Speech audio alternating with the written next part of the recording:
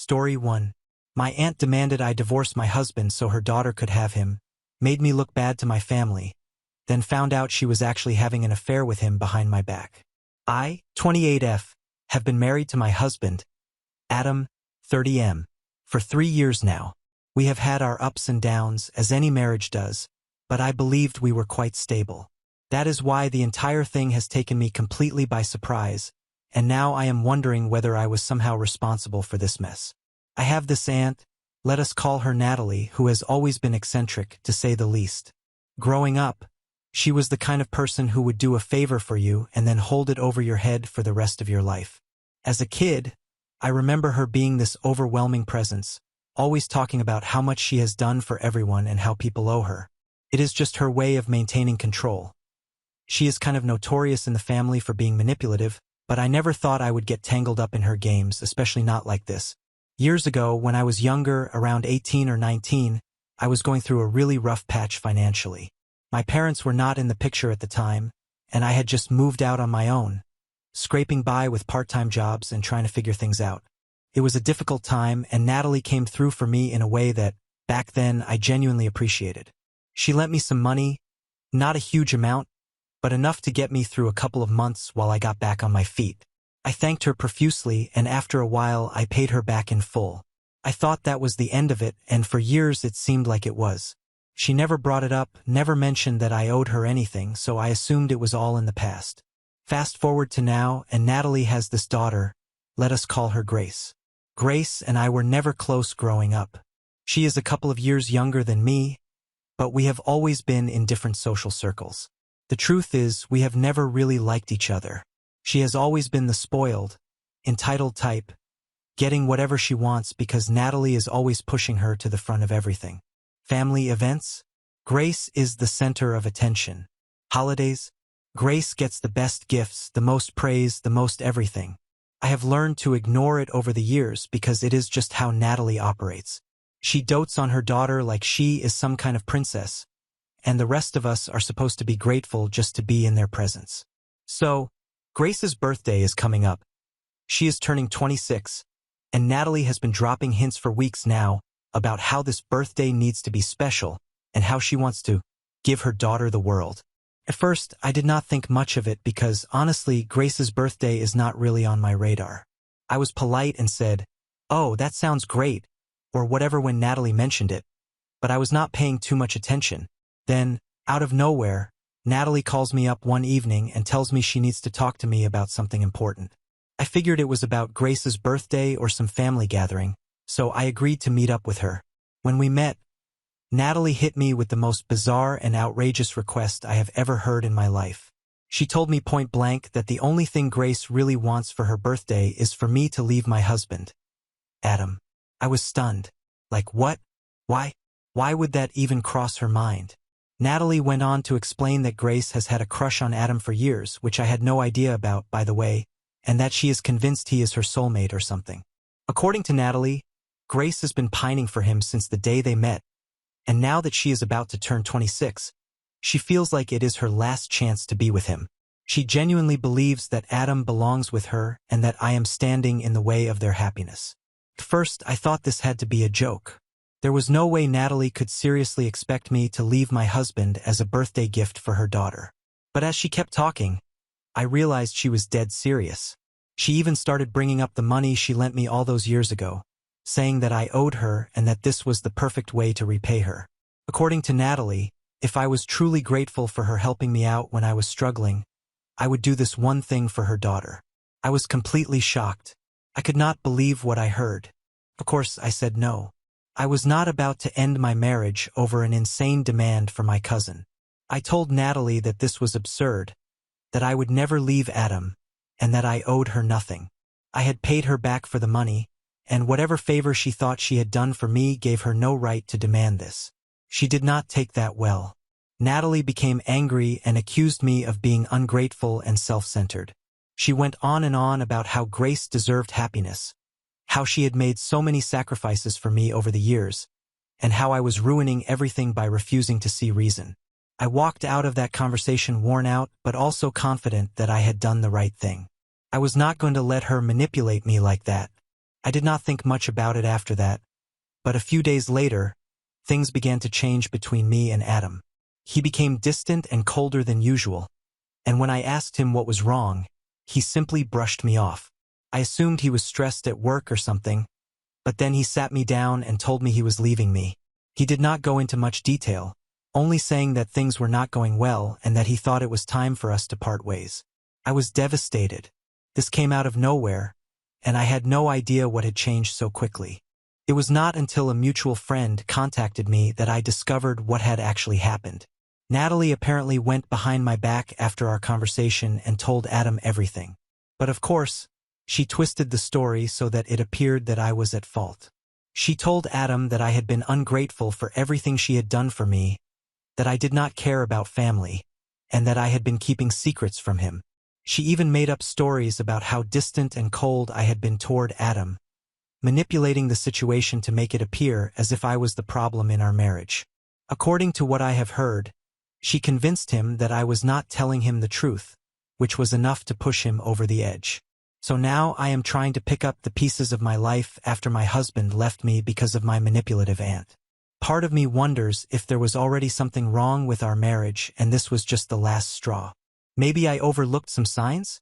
Was I not as good a wife as I thought I was? But another part of me is furious. How could Natalie do this to me? How could she go behind my back and ruin my marriage just because I refused to give her what she wanted? And why did Adam believe her so easily? Shouldn't he have trusted me enough to at least talk to me about it before making such a huge decision? I am so confused and hurt right now, and I have no idea what to do. My family is divided on the subject, with some believing I should have just let it go and others agreeing Natalie is out of line. But the truth is, I do not believe this is just about Natalie anymore. I believe there is a larger issue at play, such as Adam looking for an out and this being just the excuse he needed. I do not know if I am overreacting, but I cannot shake the feeling that this whole situation is somehow my fault. Maybe if I had handled things differently with Natalie, if I had been more attentive to Adam's needs, none of this would have happened. But at the same time, I feel like I was backed into a corner, and no matter what I did, I would have ended up losing. So, am I the idiot for refusing my aunt's ridiculous demand to leave my husband as a birthday gift for her daughter? And am I to blame for my husband leaving me because of what she told him? I just need some views on this because right now everything feels like it is spiraling out of control, and I do not know where to turn. Update 1. Hey everyone. It has been a few weeks since my life basically imploded, and I am still trying to figure out how to move forward after what happened with my Aunt Natalie and my husband Adam. Things have been really hard to process. I did not think I would ever be posting an update, but here I am, trying to make sense of it all. At first, I thought it was all because of Natalie's interference, but after everything that has happened since, I have started to wonder if there was something more going on between Adam and me, something I missed. I have been trying to piece it all together, and I keep coming back to the same question. Was this already broken, and I just did not see it? When Adam told me he was going, he did not give me much information. He just informed me that things were not going well and that he felt it was time for us to part ways. There was no huge fight. There was no blow-up, just over. I felt heartbroken and confused. I thought we were secure, or at least as secure as any marriage with ups and downs. It all felt like it happened out of nowhere. After sitting with my thoughts and feelings for a few days, I decided to get in touch with Adam. I was not ready to give up without at least discussing it. I texted him asking if we could meet up and talk about what happened.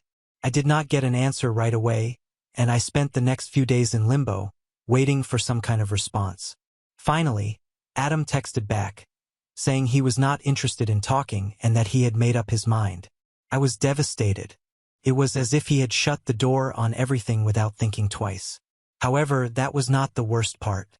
He also informed me that he was already seeing someone else, and mind you, it had not even been a whole month since he left me. When I found out he had moved on so fast, my world completely fell apart.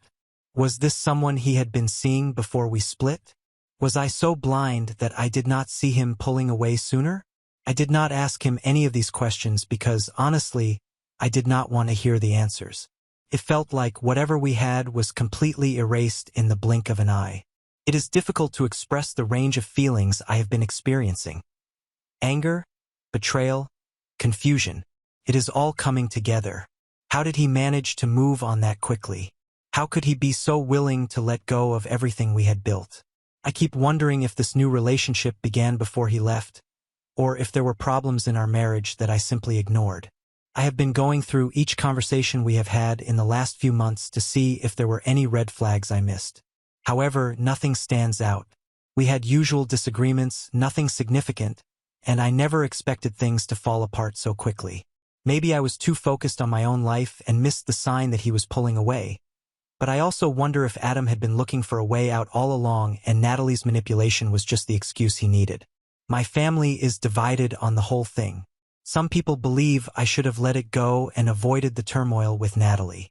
Others agree that Natalie was completely out of line and that I did the correct thing by refusing her. But in the end, none of this matters. The damage is done. Adam is gone, and I am left to figure out how to start over with my life now that he has moved on with someone else. I have not spoken to Natalie or Grace since everything went down.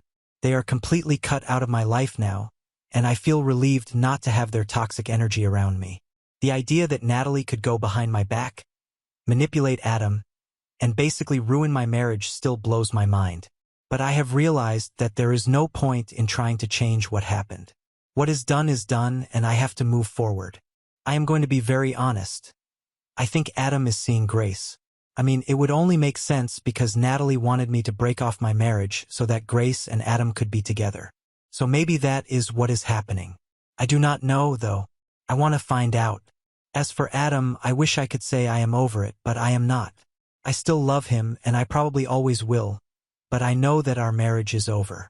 He has moved on, and now it is my turn to do the same. It is going to take time for me to get over this, and there are days when the pain feels unbearable, but I hope I get through it eventually.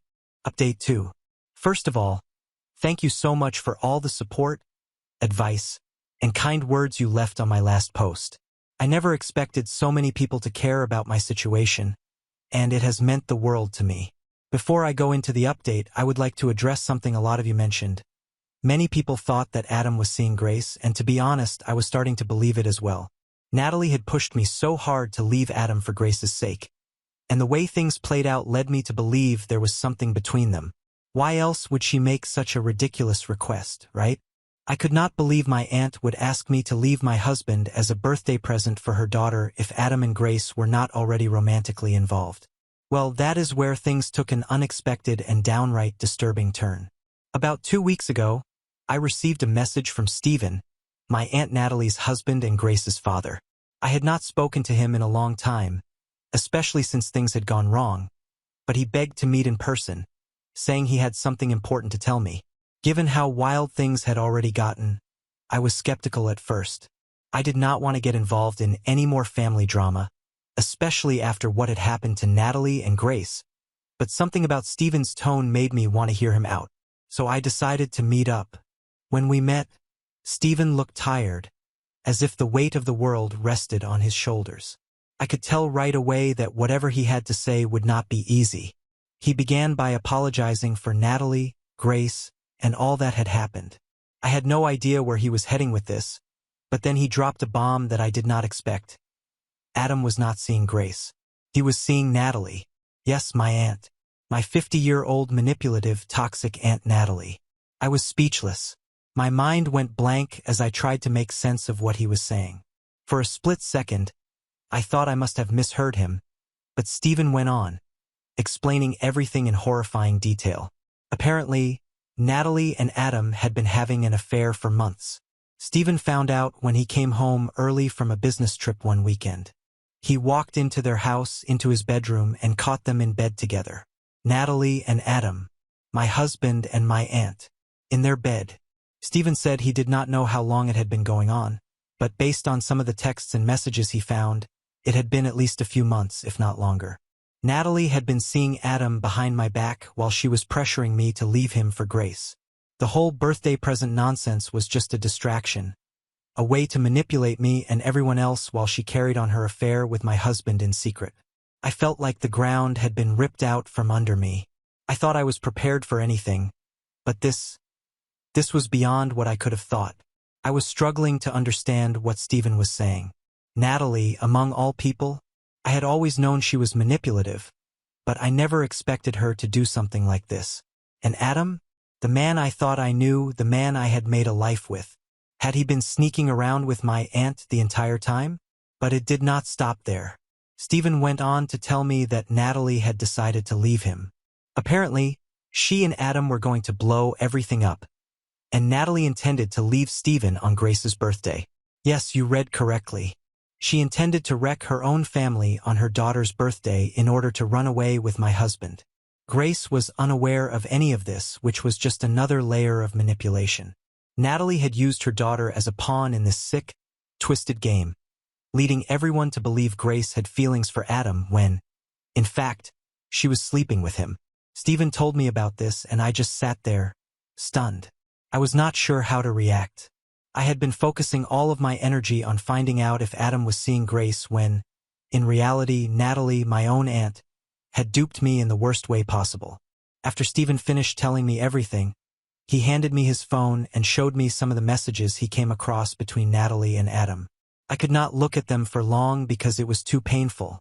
The way they were talking about me, about their plans, about how they were going to start fresh once the dust settled. It made me physically ill.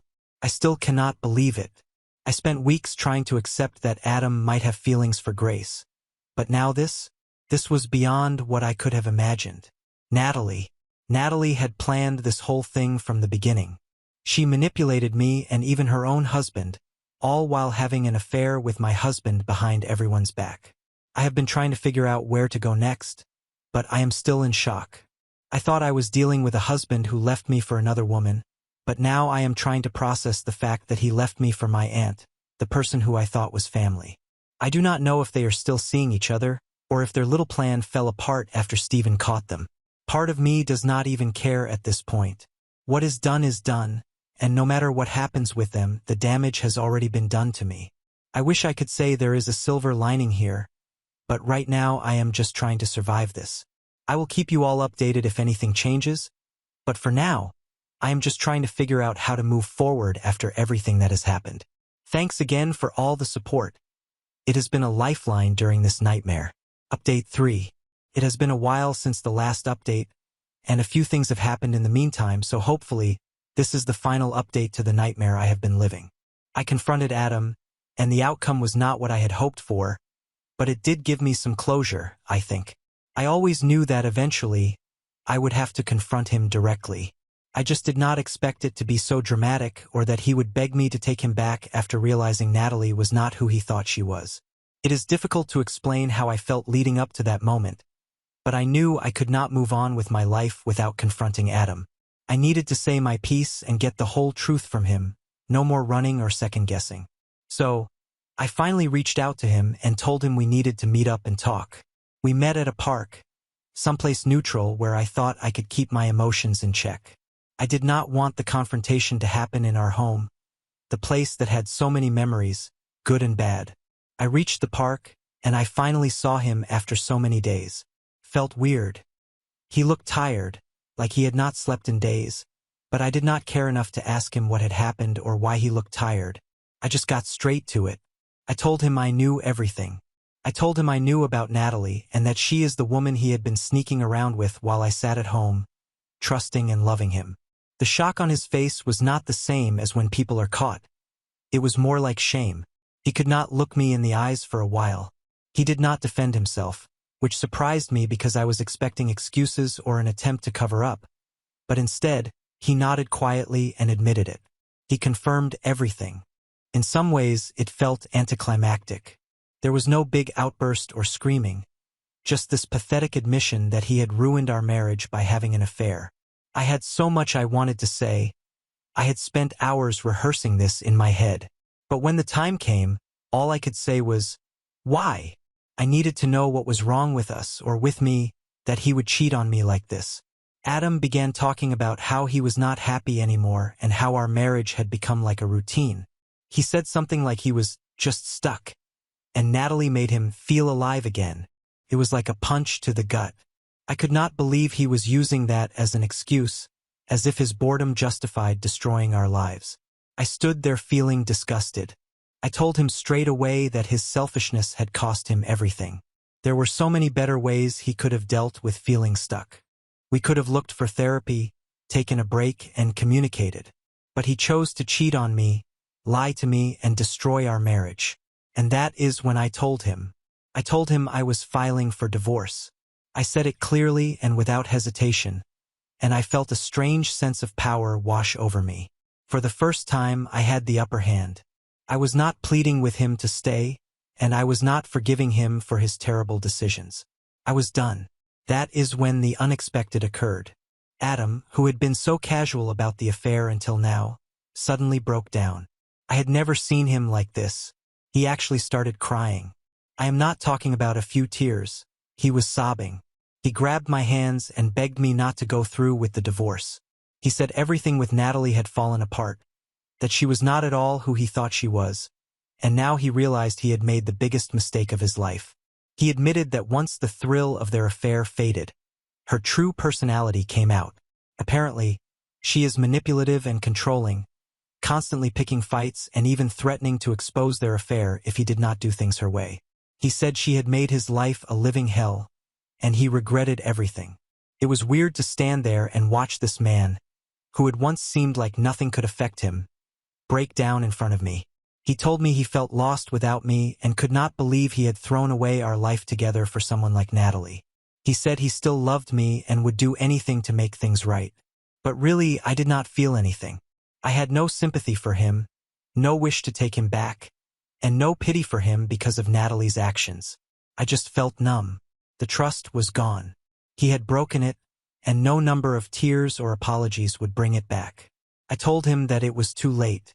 I told him there was no way to undo what he had done, and I was not interested in attempting to repair the damage to our marriage. I think that is when he realized I was serious. I was not going to forgive him, and there was no possibility of making things right or getting back together. He kept begging, kept trying to convince me that we could work through this, that he was willing to do whatever it took. But I had already made my decision. I told him that I deserved better, that I was going to move on with my life, and that there was no future for us anymore. I think part of me was waiting for the anger to come, for him to get defensive or lash out like he had in the past when we fought, but it did not happen. Instead, he just broke down even more, realizing he had lost me for good. I left after that. I walked away and did not look back. I have already filed for divorce, and it feels like a huge weight has been lifted from my shoulders. I am not saying it has been easy. There are still times when I feel so hurt and betrayed that it is difficult to breathe, but I know I made the right decision. I know this is what I need to work on myself and begin creating a new life for myself. According to what I have heard, Natalie is furious with Adam for trying to get back with me. Apparently, things between them got bad not long after the truth came out, and now they are both miserable. Adam is paying the price for his choices, and while I would never wish such chaos on anyone, it is no longer my concern. I do not care what happens between them. I am just glad to be out of it. I have cut Natalie out of my life for good. There is no forgiveness there, no chance for reconciliation. I do not have any space left in my heart for people who betray me like that. She is gone, and I am focusing on myself now. This whole experience has been the hardest thing I have ever gone through, but I have learned so much about my own strength. I have realized that I do not need someone who disrespects me, lies to me, and cheats on me. I deserve a partner who values me and our relationship, and I am never going to settle for anything less than that again. So that is it. I am moving on with my life one step at a time. It is going to take time to heal, but I know I am on the right path. Thank you to everyone who gave me advice and support along the way. It meant more than you could ever know. I am finally ready to get done with this drama and get on with my life. Now on to the next story. Story 2. Mill caused a drama at the hospital when I was sick and forced me to leave so I could organize her 50th birthday. I, F27, have been married to my husband, Jamie, M31, for 2 years. We've known each other for a long time because I'm very close friends with his sister, Jessie, F27. Jessie and I met in college and we shared the same dorm room during our first year, which is how I was introduced to Jamie. Jamie and I started dating when I was in my second year of college, and we got married 3 years into dating. Jessie was the one who introduced us, and she has never had a problem with me dating her brother and eventually marrying him. She and I are still very close to this day, and my relationship with her is separate from my relationship with my husband, and vice versa. I don't involve her in our marital issues, and I don't involve Jamie in our friendship issues. I know these boundaries are hard to draw and maintain, and with such close bonds and close proximity to each other, there's a tendency for these boundaries to get blurred, but I try my hardest to ensure that none of that happens. I'm grateful that if it does happen, my friend and my husband are wise enough not to engage in it. I'm not saying that I've handled this dynamic perfectly. I'm sure I've made mistakes and slip-ups, but overall, both of these relationships are strong, and we deal with things very maturely. I'm very close with his family. Jessie and Jamie have a younger brother, Joey, M24. The three of them are quite close, and so am I with them. Jamie really loves his siblings and tries his best to look out for them because their dad left their mom when Joey was 16. To be honest, none of the kids blame their dad. Let's call him Frank, because their mother is a literal nightmare to live with. The custody agreement for Joey was that he would live with his mother with visitation from Frank. Joey wanted to go with Frank, but since Mill is the textbook definition of a narcissist, it would have been very exhausting for him to make the move. The siblings and Frank together decided that it was best if Joey stayed put for the next 2 years, and then he would be free to move out and do whatever he wanted.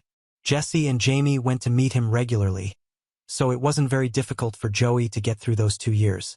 He's been low contact with Mill ever since he left for college.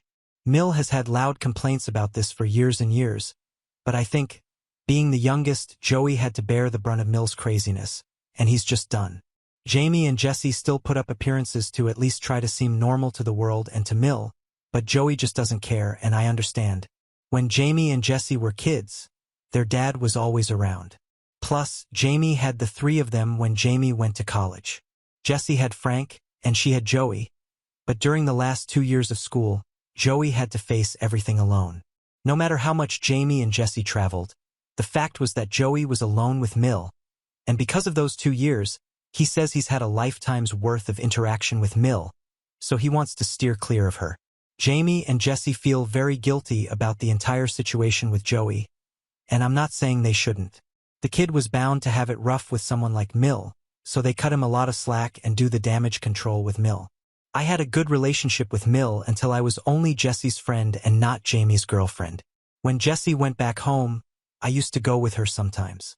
I used to hang out with Mill then, and things were really cool between us, so much so that I genuinely felt Jessie was exaggerating her antics to me. But I guess that's the true sign of a narcissist. Her act was so good that anyone could fall for it, and I did too.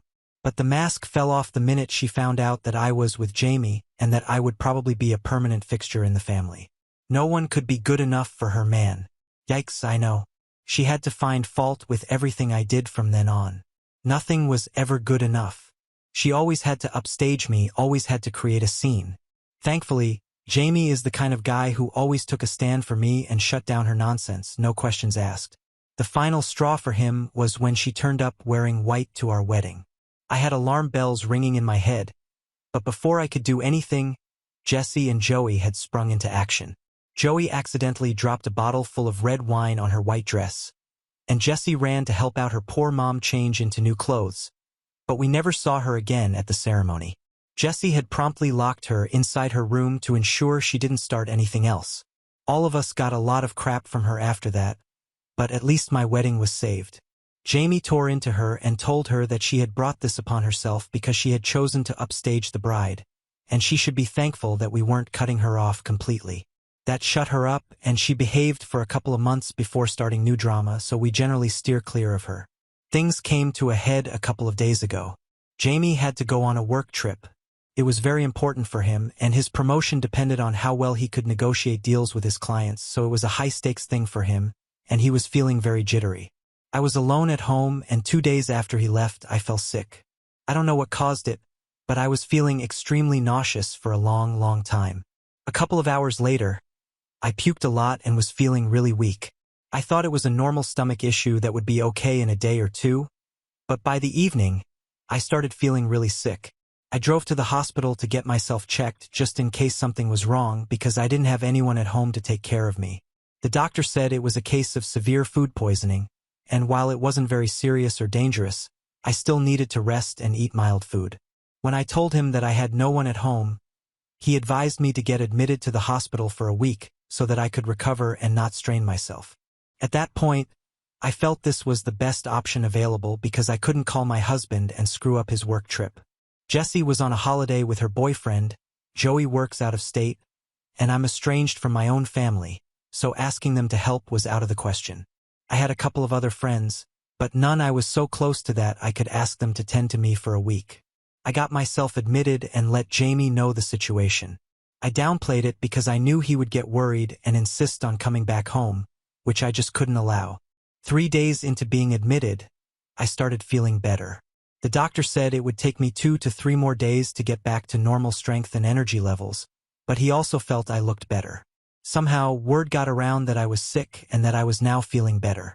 She didn't bother to come and check in on me while I was sick, and to be honest, I expected this from her, which is why I hadn't asked her to help me out anyway. But as soon as she got to know that I was doing better, she came to the hospital in fake concern. For a while, she just wouldn't leave. I had to beg her to leave me alone, but she kept on crying fake tears, saying things like, "I'm so sorry you're suffering so much. I hate to see you in pain. Let me do something for you." She tried to act mad that I didn't reach out to her and said she would have helped and made me better in no time. I just said I didn't want to trouble her. It got so bad I was forced to tell her that I was actually fine and that she didn't have to worry about me. This was a rookie mistake, and the switch was instant. She said, "Oh, if you're feeling better, why are you still in the hospital wasting my son's money? If you're fine, I need you to help plan my 50th birthday party and look at the arrangements." Her birthday was a week later, and all her kids were going to be there along with her friends, so she wanted everything to be impeccable. She had no one else to help her except me. It's as though she was waiting for me to say that everything was fine so she could count on me and ask me to help out. I said that even though I was feeling better, there was no chance I was fit enough to help her out. She said I was just making excuses, and she expected me to get discharged the next day and help her, or else she was uninviting me from the party. She gave me this stupid ultimatum and left, as if I cared about her idiotic party. I decided not to involve Jamie in the little drama that his mother caused because, again, his work was more important to me than Mill's unhinged little tantrum. I did drop a text to Jessie telling her what had happened, but I asked her not to say anything to Jamie. Things were normal after that. I didn't get discharged because Mill wanted it, but only when the doctor okayed me to leave, which was 3 days later. Jamie came back the next day, and he seemed to be in good spirits. He said his boss was happy with his work and the negotiations went really well, so he looked hopeful about the promotion. I then told him what exactly had happened with my little stint at the hospital and Mill's deranged demands. Jamie quietly listened to me narrate the entire incident and didn't say anything. He was very upset, rightfully so, that I didn't tell him and said that my health was more important than a stupid work trip. I told him it wasn't that serious and that I was fine. He asked me if I wanted him to talk to Mill regarding her treatment of me, but I said no. I told him I didn't want her to cause any more crap than she already had, and that I didn't care about her and her stupid opinions anyway. I was actually glad I wouldn't have to go to her party. I had thought that Jamie would sit the party out as well, but he was adamant about going. He told me he would be setting Mill straight once and for all because now she needed to be dealt with firmly. I honestly got a bit scared because I could see that he was furious, and I also knew that no matter what I said or did, he was going to do what he had planned. I just told him to be careful and try not to cause a scene at the party. The party was yesterday, and all hell has broken loose. I had a feeling Jamie wouldn't let Mill's antics slide so easily, but I didn't know he would go all nuclear. I'm not complaining at all. I love that my husband is taking a stand for me like he always has and has put Mill to shame publicly. It just feels a little too amazing to be true, if you ask me. So, as I mentioned above, Mill had disinvited me from her party. Thank God for that. I don't know what kind of reaction she wanted to get out of me. She had probably hoped that I would make a huge fuss about being excluded and beg her to invite me again, but none of that happened. So, naturally, She was already pissy because she didn't get to have one of her stupid power trips with me. Jamie, Jesse, and Joey were all in on Jamie's plan, which I hadn't known, and I got the tea from them after the party. So, initially, everything was great. The guests came, brought gifts, and the decor was amazing. Everything was basically crafted to be perfect. Mill was behaving very sweetly and didn't mention me even once. She was avoiding Jamie a little. I think she thought he would ask her why I hadn't been invited, and she would have to answer and tell him about the little stunt she pulled at the hospital. To avoid that, I presume she mostly stayed away. Jamie kept his cool throughout. He told me he tried his best to behave as if nothing was wrong so as not to garner attention and make Mill suspicious. Finally, when the cake was being cut, the three kids got up to make a toast. Joey started off by thanking Mill for all that she had done for them over the years. He then added how Mill had forced him to take up part-time jobs after the divorce to contribute to living expenses, and it was only due to Jesse's intervention that she had stopped her antics. When he said that, there was an uncomfortable silence. Mill tried to laugh it off, but it was very awkward, and they were just getting started. Next, Jesse got up, and Mill literally froze in place.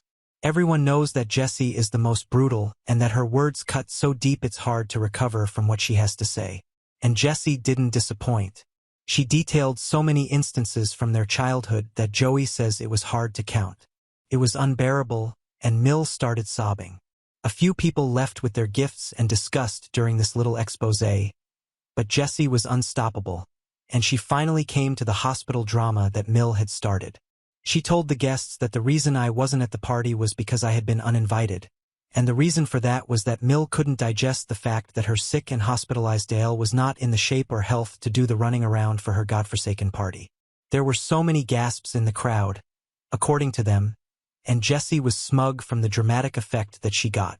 Mill was hysterical by this point, yelling and screaming that she couldn't believe her own children would do this to her, especially on one of the most special days of her life. Cue Jamie. He went over to her, gave her water to drink, and asked her to calm down.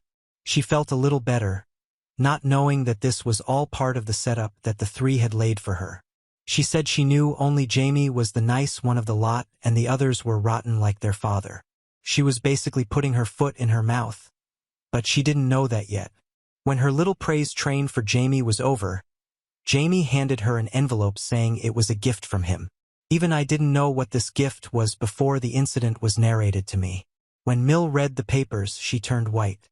It was as though her eyes would pop out of her face. The papers were basically Jamie giving it to her and writing that he wouldn't be sending her any money to help her out, and neither would he be paying her mortgage every month. Essentially, she was on her own. The chaos that ensued was nothing short of hell. Mill started straight up yelling, screaming at the top of her lungs. She said Jamie couldn't do this to her and that she would sue him and all of them. How that would be of any help at all, no one knows, but the three of them left her mid-breakdown and went to a bar to chill and have drinks. She's been bombarding them with texts non-stop, starting from begging to ranting to saying bats hit crazy things. No one is responding to her. I think they've finally had enough and know that cutting her out is in their best interests, and we have no idea at all what she's going to do because she's basically been surviving on handouts from her kids. Jamie pays the mortgage for her house, Jessie sends her an allowance for groceries and electricity, and Joey gives her some money for other utilities like gas. She claims that she works and it's good for her if she does, because if she doesn't, God alone knows what's going to happen because all this money is going to stop. She keeps saying she'll apologize to me if that's what it takes to get things back to normal. She doesn't realize that what she did to me wasn't the reason why this blow-up happened. It was just the last straw on the camel's back, and everyone had had enough. This was their breaking point, and now there's no going back. I know them really well, Joey not so much, but I have a fair idea of how he thinks too. They're done, and good for them. I'm so proud of all three for finally putting an end to her toxicity. Had it been left to me, I would have done it years ago, but I never pushed for anything because at the end of the day, she's their mother, and I wouldn't want to ruin that relationship, especially since I'm estranged from my mother. But this was entirely their call, and I know it had nothing to do with me, so at least I'm not guilty. Let's see what happens next because I know Mill isn't going to take this sitting down. She's going to come back because she has no other option. Frankly, she was surviving literally because of her children, and without their help, she can't afford half the luxury she presently does. It's going to be a fun ride from here on, and I can't wait to see her imminent downfall. I have my popcorn ready. Things just need to get moving. Update 1. Oh, has hit the fan. It's been a month since Mill's birthday, and everyone is still no contact with her. She, however, doesn't understand this because she's been trying every trick in the book to get the kids to talk to her again. She keeps on calling, texting, and even sending emails. Jamie said that they should all block her, but that would be too extreme of a step. She might need help and assistance for medical or health reasons, and we can't completely shut her out. That's the only reason why channels of communication are open with her, but she probably feels that if she's allowed to text, she'll one day be able to wear their resolve down and bring things back to normal, or rather, whatever her version of normal is. To her dismay, nobody is interested in keeping contact with her anymore. Moreover, all of us are certain that all this hue and cry isn't because she actually wants to talk to Jamie, Jesse, and Joey, but because she needs money. According to Joey's estimates, with the money they were giving her, she should have enough saved to last her a couple more months. But by then she'd really need to either downsize or land a job that would pay her a lot. Added to this is the fact that no one really knows whether she actually works or not, or has been lying to us all the way through.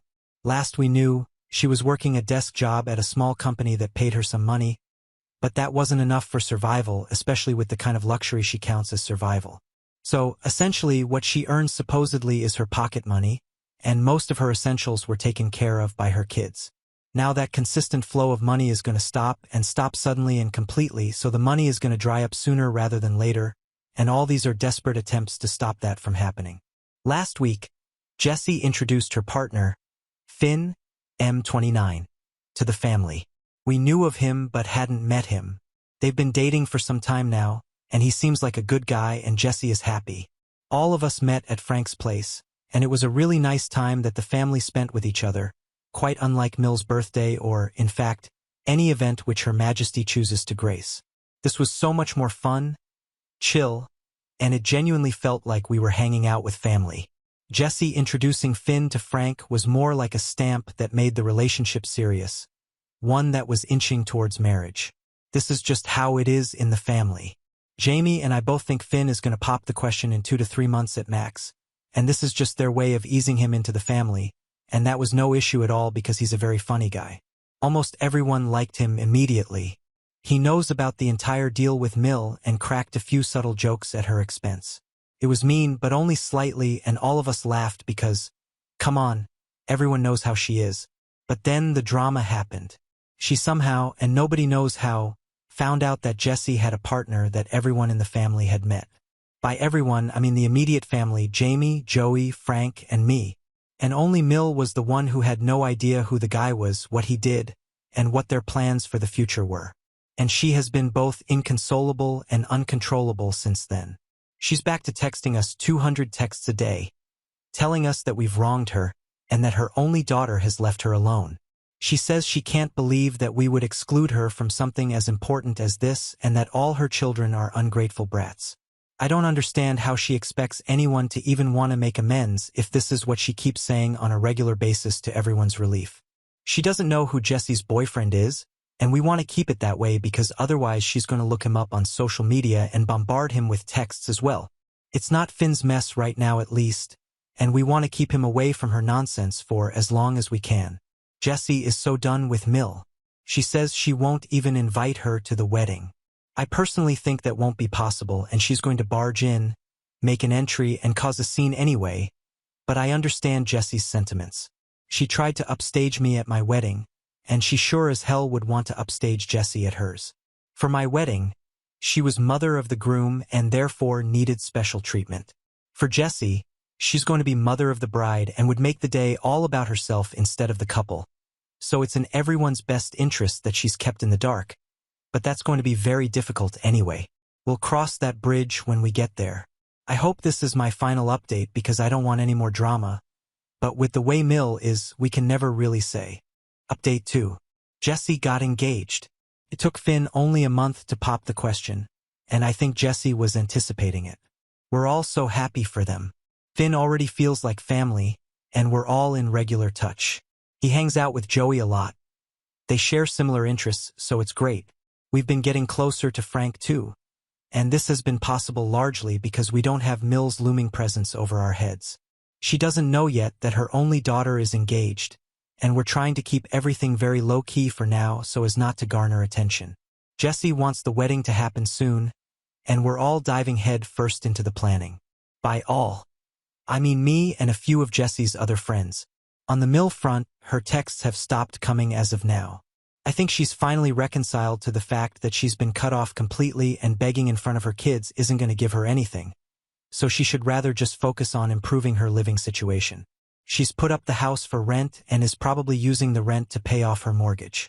At least, I hope that's what she's doing, because if she's blowing up the rent then she's an absolute ass and nobody can save her. She's moved in with her sister for the time being, but I'm sure that's a temporary arrangement as well. No one can stand being near her for long periods of time. I genuinely wonder how Frank did it for all these years. The house is still in her name though. If she manages to pay the mortgage, then the house stays in her possession, which, to be honest, I'm quite salty about. She could afford it only because Jamie funded her for years, and now she gets to behave like N and still walk away with a house. Seems quite unfair to me, but it is what it is and I can't help it. But as long as she stays away and doesn't cause any more problems, she can have the house to herself. The peace of mind of the family is much more important than that house anyway. Update 3. Mill found out about Jesse's engagement. Word somehow got to her sister, and now she knows as well. We tried to be as discreet as possible, but news like this has a way of spreading, I guess. But Jessie is sick and tired of her nonsense now. She's already stressed about all the wedding planning, and she can't handle Mill on top of this. So the minute that Mill sent her a scathing text about keeping poor old mom in the dark, Jessie called her up and tore a new one into her. She told Mill in no uncertain terms that the omission on her part was deliberate because she didn't want Mill to be a part of the celebrations. And she also told her that she wouldn't be invited to the wedding whenever it happens. Jessie said she was sick of her antics and she knew that Mill would try to pull off a stunt like she had done during my wedding. Jessie was furious, and it was as though she was unloading years of pent-up anger. I don't think she even allowed Mill to get in a single word. Not that I blame her. Her victim complex can make anyone want to puke. I think the reality check was much needed, and if Mill has even a shred of self-respect, she's going to stay away. Jessie was downright rude, and that was required because there's no other way to make Mill understand that we're exhausted and we don't want her near us. Jessie has blocked her and asked us to deal with any emergency with Mill, and that she will unblock her only after the wedding. I think the Mill situation is finally over, and we can all look forward to the next chapter for the family. Now on to the next story. Story 3. My husband had an affair with our son's 18-year-old girlfriend. I'm divorcing him. Our kids are heartbroken. I'm going to use pseudonyms for anyone I reference in this post. I, 41F, am a stay-at-home mom. My husband, 48M, whom we call Paul, works in finance. We have been married for nearly 20 years.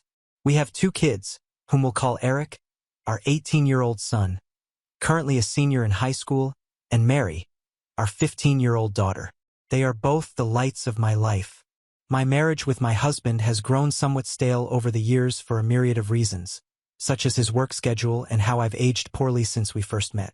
Our son, Eric, has a girlfriend, 18F, whom he's been dating since they were freshmen in high school. We'll call her Amy. Eric absolutely adores Amy. She's his first love, and she's someone I've always considered his family. This makes the whole situation emotionally excruciating for me. Last week, I inadvertently saw my husband's phone screen and got a glimpse of a text thread between my husband and Amy, our son's girlfriend. I read what looked like a message of her telling him that she misses sucking his big penis. I froze in place in complete disbelief. I spent most of the day convincing myself that I must have misread what I saw. However, I didn't misread it because over the last several days, I discovered a file on his computer filled with tons of adult videos. He clearly has an adult video addiction. He also has saved photos of Amy from her Instagram on his computer. Although they weren't inappropriate, she was fully clothed. It was still the proof I needed to confirm that I wasn't going crazy. I also looked at his phone during opportune moments and saw more of their interactions. I wish I had never looked. They were filled with mean, horrible things said at my expense, with him constantly comparing me to her. He would call me fat and old, among other things, with Amy LNG. I've always had hunches or paranoid feelings that Paul has been cheating on me, but never in a million years could I have fathomed something like this. Last month, I found a thong in our bedroom that I know wasn't mine. I turned a blind eye to it, being naive and acting like it was maybe our daughter's, even though that made zero sense. Not only is he cheating on me, but he's betraying our son. I'm completely devastated. I don't even think words can adequately describe the dread, anger, and shock I feel right now. I'm totally overwhelmed on how to handle this because obviously action needs to be taken, but I'm terrified of what kind of psychic blow this will be for my son. I have no idea how to even broach this completely effed up topic with him. I wouldn't wish this predicament on my worst enemy. I can't even believe I married this scumbag in the first place. And then my mind started to race, realizing that I started noticing specifically unusual behavior from him around the same time Amy turned 18. Was he waiting for her to turn 18 before pursuing this affair? There are so many layers to all of this, and I'm completely paralyzed with fear and dread about it all. None of it makes any sense. How did this happen? Am I that much of a stupid idiot that I let all of this happen under my watch? Eric adores Amy, and the thought of revealing this sickening truth to him terrifies me. The impact on his young heart and mind could be devastating. My heart aches for Eric and Mary, who are completely innocent bystanders. I haven't confronted my husband about this because I'm frankly scared of the domino effect. I don't know who to turn to first about this. I share my story not for sympathy but in search of understanding and perhaps advice from those who might have had to grapple with deep betrayal. Thank you for listening. Update 1. I am divorcing my husband. I told my kids and I spoke with Amy's mom. My brother connected me to a very tough junkyard dog type lawyer. I saved screenshots of all his conversations with Amy. I was only able to get the last 3 months from my cloud. The conversations were mostly flirty and dirty talk. It was hard to stomach, completely sleazy. I saw several negative things said about me. His call history showed he talks with her for hours pretty consistently. He uses dating apps. I took screenshots of his profiles and all of the active chats he has with his matches. It's very clear he uses a filter to seek out girls who are 18 to 22 or so. I copied all of his files from the computer. He goes on sex chat rooms and forums, and he spends a ton of money on OnlyFans. I rummaged through every possible hiding spot I could think of in the house. He had various toys, blindfolds, cuffs, lubricants, etc. He also had different outfits which looked kind of like a girls' Catholic school uniform and a French-maid type outfit too.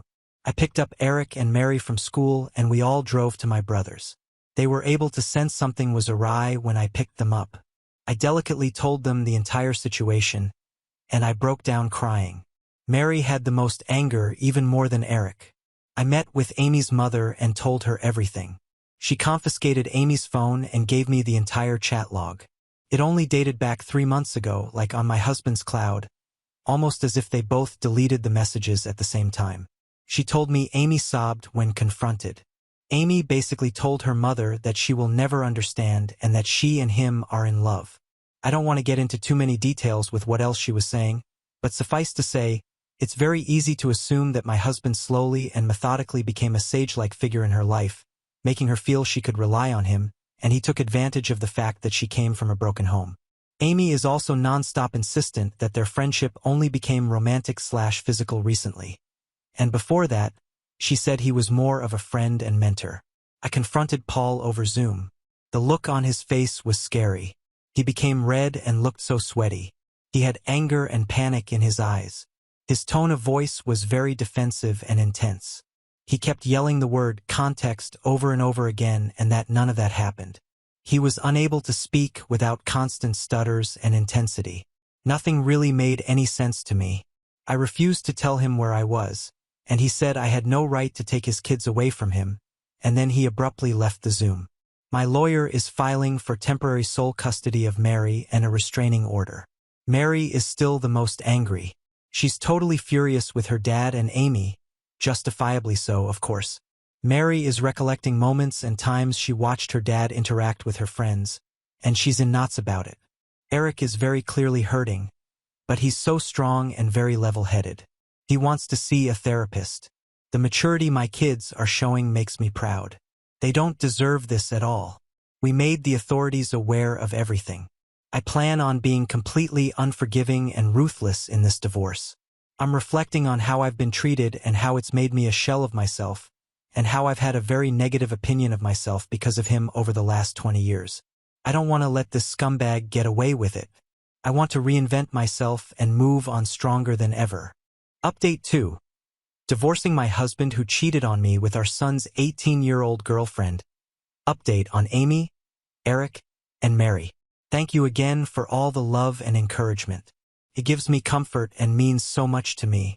I've received many comments and messages accusing me of faking this story, which oddly also provides comfort because all of this feels unreal even to me.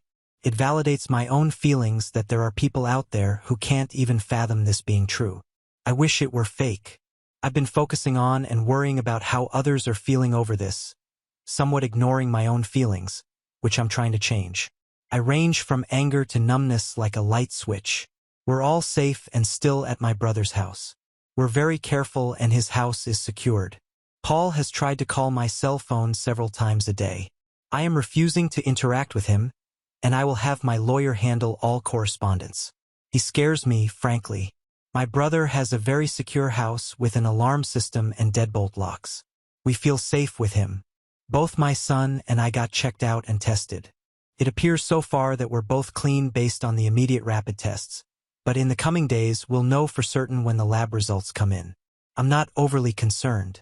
Eric is scheduled to see a therapist early next week, which is very good and needed. He's not himself right now. He seems a bit shell-shocked, and I am concerned. He internalizes a lot, and it's hard to get a read on what's going on in his head.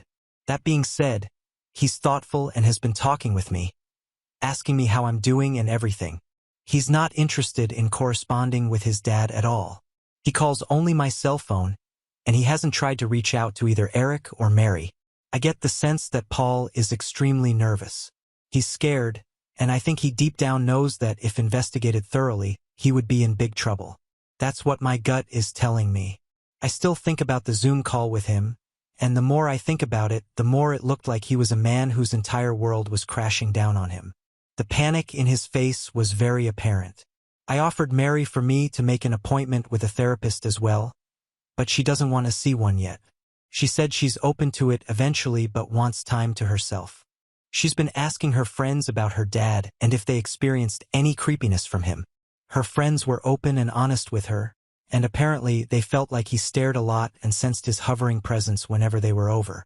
One of Mary's friends went so far as to say that she felt like he was checking her out a lot, like looking at her rear and complimenting the color of her yoga pants. At the time, no issue was brought up about it, but in light of everything that has been happening, it seems strange now. He would sit himself in different areas or vantage points to get a good view of her. She claimed he also asked questions about what kind of friend group or which clique they were in at school.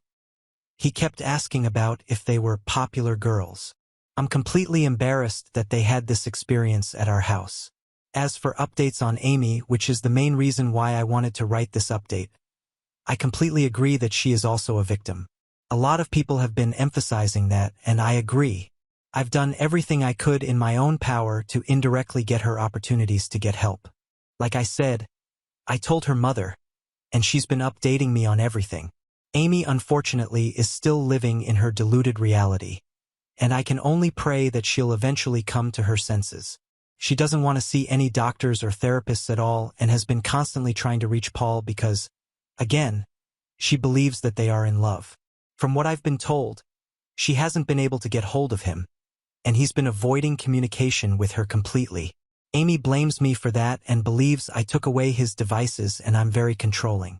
Any truth that her mother tries to convey to her is met with conspiracy theories and hostility.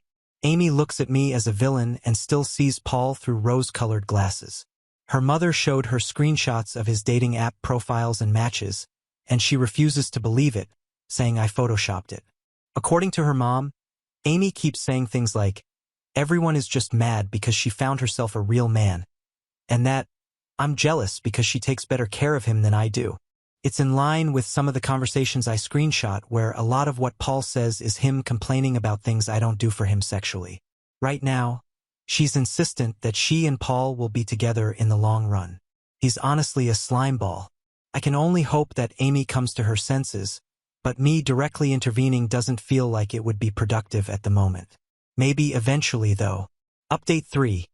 Divorce is underway. Eric seeing a therapist routinely, and Paul/Amy meeting up again. The support again has been overwhelming, and I'm very grateful. Sadly, I've received a lot of negative/accusatory/harassing private messages from people here who think I'm faking the story. Someone made a comment on some post somewhere claiming that my story has been debunked, and people believe that person. I've seen an uptick in negative messages accusing me of making this up for money. I'm not asking for money at all. Coming here was completely rooted in emotional desperation, and I didn't expect anyone to get invested in my story this way. But again, I'm not looking for anything out of this. I have no reason to lie. I'm not gaining anything from this. If you don't believe me, that's fine, I don't care. But the only thing I ask is to not cross the line and start sending me private messages that are mean-spirited or accusatory. The only reason I'm continuing to post is because of those of you who've sent me love here, and the support really lifted my spirits. As for the divorce, it's very much underway. I'm not going to get into the specifics of it all because it's ongoing, and I want to make sure everything is going to go smoothly. I got temporary custody of Mary. Paul also has to pay temporary child support. There's a protective order. Paul can't contact us or come near us right now. We're just focusing on getting through this legal mess. Again, not getting into specifics because I don't want to mess anything up, but what I'll say is I'm very confident, divorce aside, that there's overwhelming evidence against Paul that will get him in serious trouble, and it will impact him for the rest of his life. I'm sure eventually I can share more about that. I know a lot of people are concerned about his predatory ways, and I just wanted to convey this. Even though I have to be vague right now, justice will come. All of your concern about how my kids are doing psychologically means a lot to me. Eric has been to therapy twice over the last 2 weeks. I know some people thought I was dismissive of him and acting like he's doing okay. I very much know that he's hurting internally, and we're doing everything we can to make sure he knows he is supported and loved. My brother has been amazing in spending time with Eric and Mary, and both of them have confided in him about a lot. My brother has a very healthy marriage, and both he and his wife have really stepped up to the plate for all of us. Mary has not seen a therapist yet, but she promises that she will be open to seeing one soon. Her anger has mostly turned into sadness, I noticed, and I hope I can get her to see a therapist soon. Her friends have played a key role in this whole thing, and that's something that Mary has been grappling with as well. I know a lot of people are invested in the well-being of Amy as well. There were a lot of questions about whether Eric and Amy would still see each other at school. It sounded like they go to the same school, but they do not. Eric and Amy went to the same junior high school and knew each other even then, but Amy ended up going to an all-girls Catholic high school while Eric and Mary too stayed in the public school system. We all lived in the same town, and over the summer heading into freshman year is when they were getting to know each other and when they started dating. I wish I had a better Amy update, but it's gotten a lot worse since the last update. Paul has actually been seeing Amy despite her mother trying to force her not to see him. She tells me that Amy says she's 18 and an adult, and she can do what she wants. Her mother is in a precarious spot because if she kicks Amy out of the house for defying her, something that she has threatened to do, which I think is a mistake, she would just run to Paul permanently. The time she spends with Paul has increased over the last week despite the fact that Paul initially ghosted her when all of this first hit the fan. There were some days where Amy would just be gone for hours on end. There's only so much I could do with the Amy situation, but again, I do believe things will turn around soon with that, given what I know about Paul and what's to come. I can only pray that Amy can get help and guidance when more shit hits the fan. I'm doing everything I can with my own kids and my own mental health, and Amy's mom knows she has my support, and that's all I could really provide. Now on to the next story. Story 4. Wife left me for her ex after 1 month of our marriage. A year later, he left her at the altar, thinking we were having an affair. She begged me to fix things, but I told her it was karma. Hey guys, so I'm here to ask about something that happened recently at my ex-wife's wedding to her high school sweetheart. For context, my ex-wife, I'll be referring to her as Sandra, 28F, and I, 30M, had been together for the past 3 years. We met through a mutual friend and hit it off instantly. After the first few dates, we decided that we were dating to marry, and if things went well, then this would not end as a casual relationship. So, we were both very clear about what we wanted out of this relationship, and she had every chance to back out of it if she was not ready. But she chose to get divorced 1 month after our wedding. A couple of months after we celebrated our 2-year anniversary, I decided to ask her to marry me, and she said yes. Before that, obviously, things had been great between us, which is why I had asked her to marry me in the first place. But shockingly, even after we got engaged, there was literally no change in her behavior, and I never would have been able to guess that she had started talking to her ex, her high school sweetheart, Brian, once again.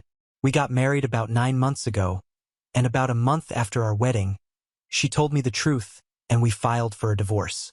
It was one of the most difficult decisions that I had to make, but when she told me that she still had feelings for Brian, and she felt like she had rushed into our relationship too quickly, there was nothing else that I could do.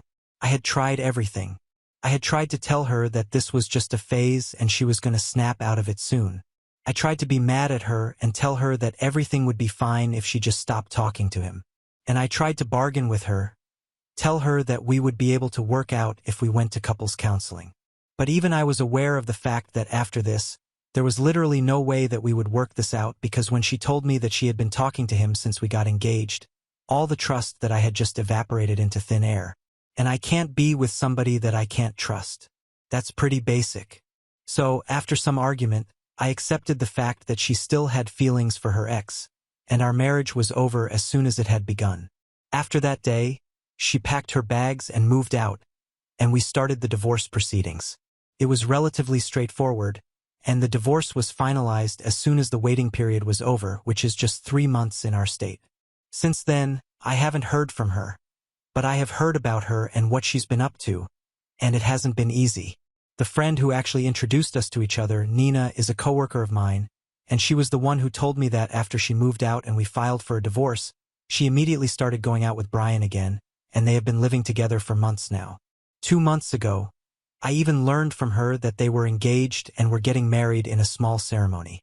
Nina had been invited by Sandra as well, since they had been really good friends in college. But she decided to decline the invitation because she believed that whatever happened with me was not right. Thanks to Nina, though, I knew that they were supposed to get married about a week ago. Last week, on the day that they were supposed to get married, I received a call from Sandra's mother's phone number. I knew that it was actually Sandra calling because I had blocked her, and it was shocking because we hadn't spoken to each other since the divorce. I couldn't imagine her having any reason to speak to me right now, but just out of curiosity, I decided to answer the phone call. When I answered, she immediately started rambling about how I needed to clear the air and tell everyone that we were not having an affair and that we hadn't even spoken in the past couple of months. It was clear from the way she was speaking that she had been crying and was quite hysterical. I felt a little concerned, so I had to ask her to slow down and explain what was going on. She told me that apparently Brian had decided to just leave her at the altar because he thought that we were still getting together behind his back. The reason he believed this was because a couple of days before the wedding, he had seen a bunch of messages that she had been sending to me over the past few months. I didn't know anything about these messages because I had blocked her right after we filed for a divorce because I didn't want to hear from her anymore. But apparently, she had continued to send me messages apologizing to me, telling me that I deserved better. The last message that she had sent to me was 2 weeks before the wedding, saying that now that she was getting married again, she was going to apologize one last time, and she hoped that one day I would find it in myself to forgive her. She told me that she knew that I wasn't receiving messages because she had been blocked, but she still wanted to send them because it was her way of coping with things. Brian, unfortunately, did not approve of this, and instead of just confronting her about it, he started acting weird before the wedding.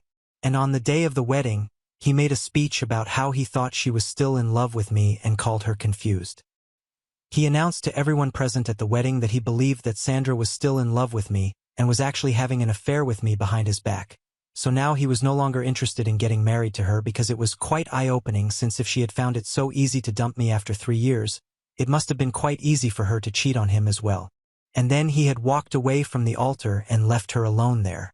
She had tried to chase him down and talk to him after that, but he just refused to believe anything that she was telling him. So now the only hope that she had was if I spoke to him personally and told him that there was nothing going on and that I hadn't even received those messages because I had blocked her. I actually thought that it wasn't going to work by a long shot, and I told her that it was a terrible idea to involve me in this. And then I was about to hang up, but she told me that all the time that we had spent together, this was the least that I could do for her. I got really annoyed when she said that, and I told her that I don't owe her anything, especially not after what she did and how she broke us up. Considering what had happened in the past, it was a big deal that I had even answered her phone call. Then I actually hung up, and I blocked the number that she had been calling me from as well. I think I did the right thing, and I think anybody else in my place would have done the same thing as well. But 2 days after that, I received another message from her, and that was on Facebook this time. Since I had blocked her everywhere, she had to make a new account and reach out to me. And she sent me a message saying that her wedding ended up not taking place because Brian believed that she was still interested in me. So the wedding got called off. And for some reason, she was blaming me for it. Apparently, she believes that if I had just spoken to Brian and told him that there was nothing going on and that we truly hadn't been in contact since the divorce, then he might have believed her, and they would have been able to go through with the wedding. But now the two of them are broken up, and she thinks that it's all my fault. I was not going to respond to the message and was just going to block her, but I don't know why I felt like I had to say something. So I texted her back, saying that maybe this was karma for what she did to me and maybe she should consider the fact that she deserves this. And after sending that message, I finally blocked her.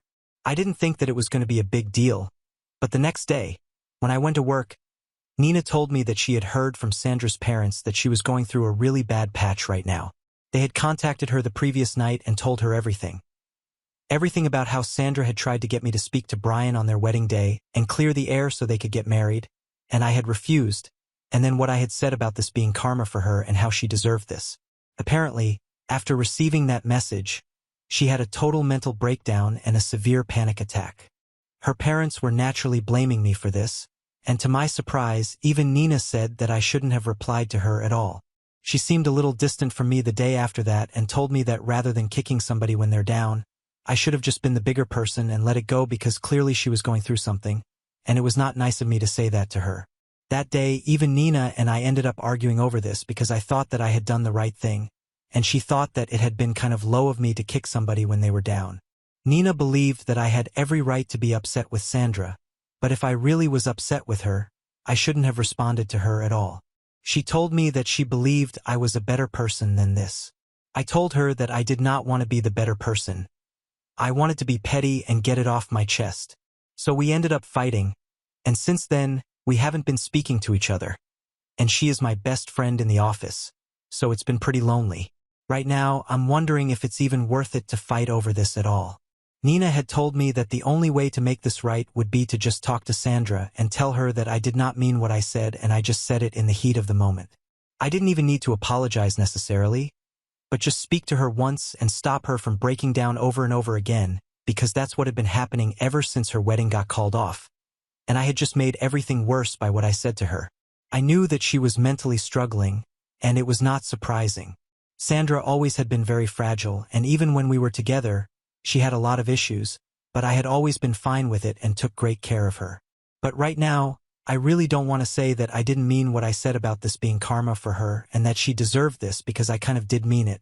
I do feel bad about the fact that she had a mental breakdown over it and that she is going through something so awful. But then again, she also put me through something really terrible, and sometimes being sorry for things just doesn't cut it. I feel like Nina should understand that, but instead, she's been making me feel guilty, and given the fact that she is one of my closest friends, I have no option but to take her opinion seriously. So that's how I have ended up here, and I want to ask, am I the asshole for telling my ex-wife that she got left at the altar because it was karma for how she treated me? Edit. Hey, okay, so a lot of people wanted to know more about Brian and Sandra's relationship with him.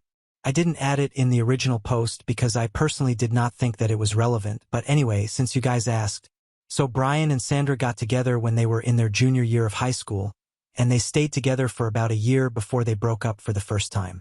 According to what Sandra had told me while we were dating, they had a pretty on and off kind of relationship, and it was mostly Brian's fault. Apparently, he was a really insecure guy and couldn't stand whenever she spent time with anybody apart from him. So they would constantly end up fighting anytime she spoke to other guys or hung out with her friends without him, and after a while it just got really toxic for her. So she ended up breaking things off with him.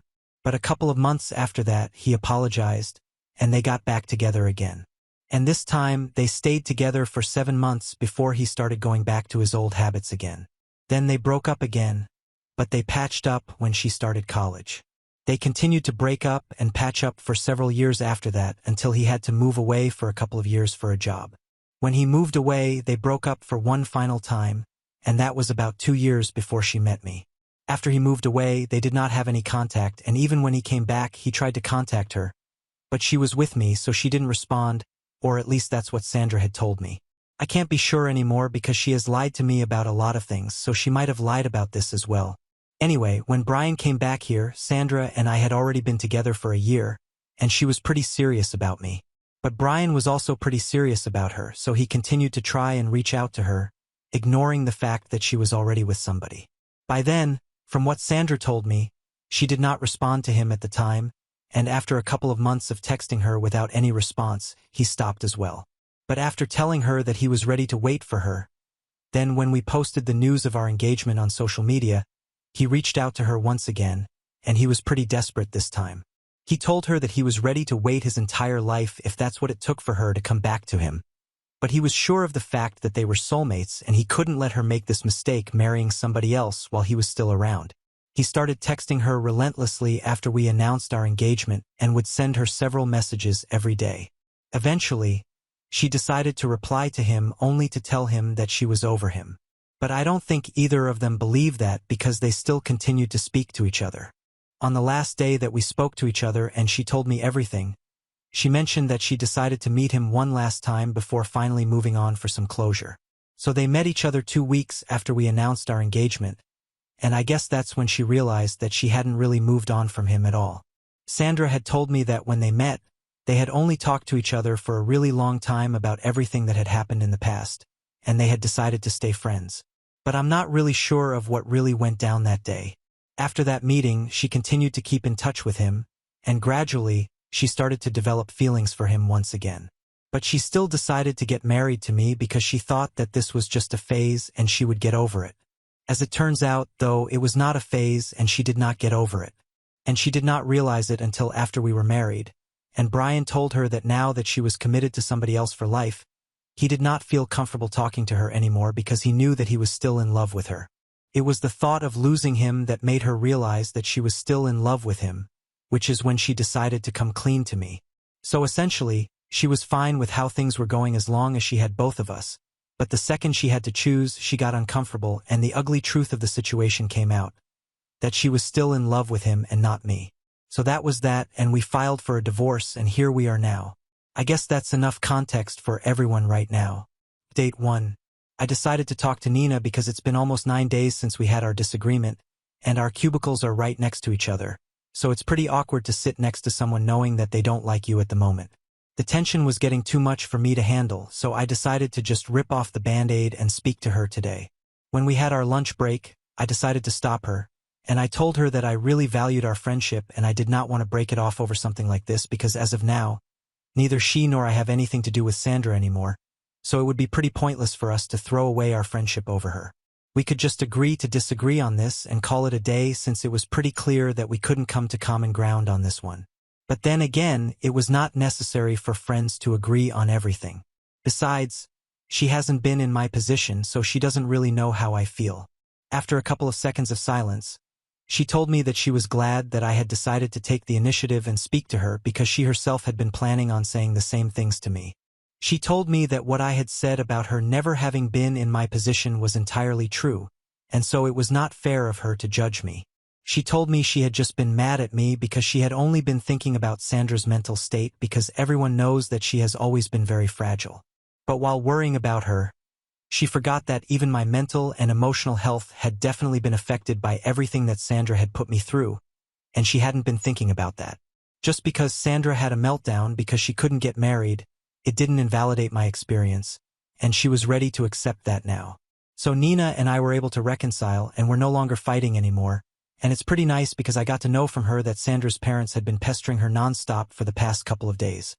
So much so that she ended up blocking them since they were trying to get her to speak to me so I would contact Sandra and apologize to her. I have no idea why Sandra and her parents think that talking to me is the solution to every problem, but I guess that's just because they are used to me being the solution. I used to be her problem solver for the longest time when we were dating, and like I said, I used to take great care of her. But that's over now, and I don't want anything to do with them anymore. So Sandra can continue to feel upset about what I said to her, but I'm not going to take it back. Update 2. Hey everyone, so before I say anything else, I would just like to say that it's really cute that you guys are telling me that Nina and I should date, but I think of her as the sister that I never had, and it's just platonic between us. We could never even imagine dating each other. It's just absurd, and we are just always going to be good friends. Anyway, now that that's out of the way, I wanted to talk about what recently happened to me and Sandra. She was supposed to get married almost more than 2 weeks ago, but that never happened, as we all know. Since then, I guess she had been holding out hope that I would contact her again and tell her that I did not mean what I said about this being her karma and that she deserved all of this.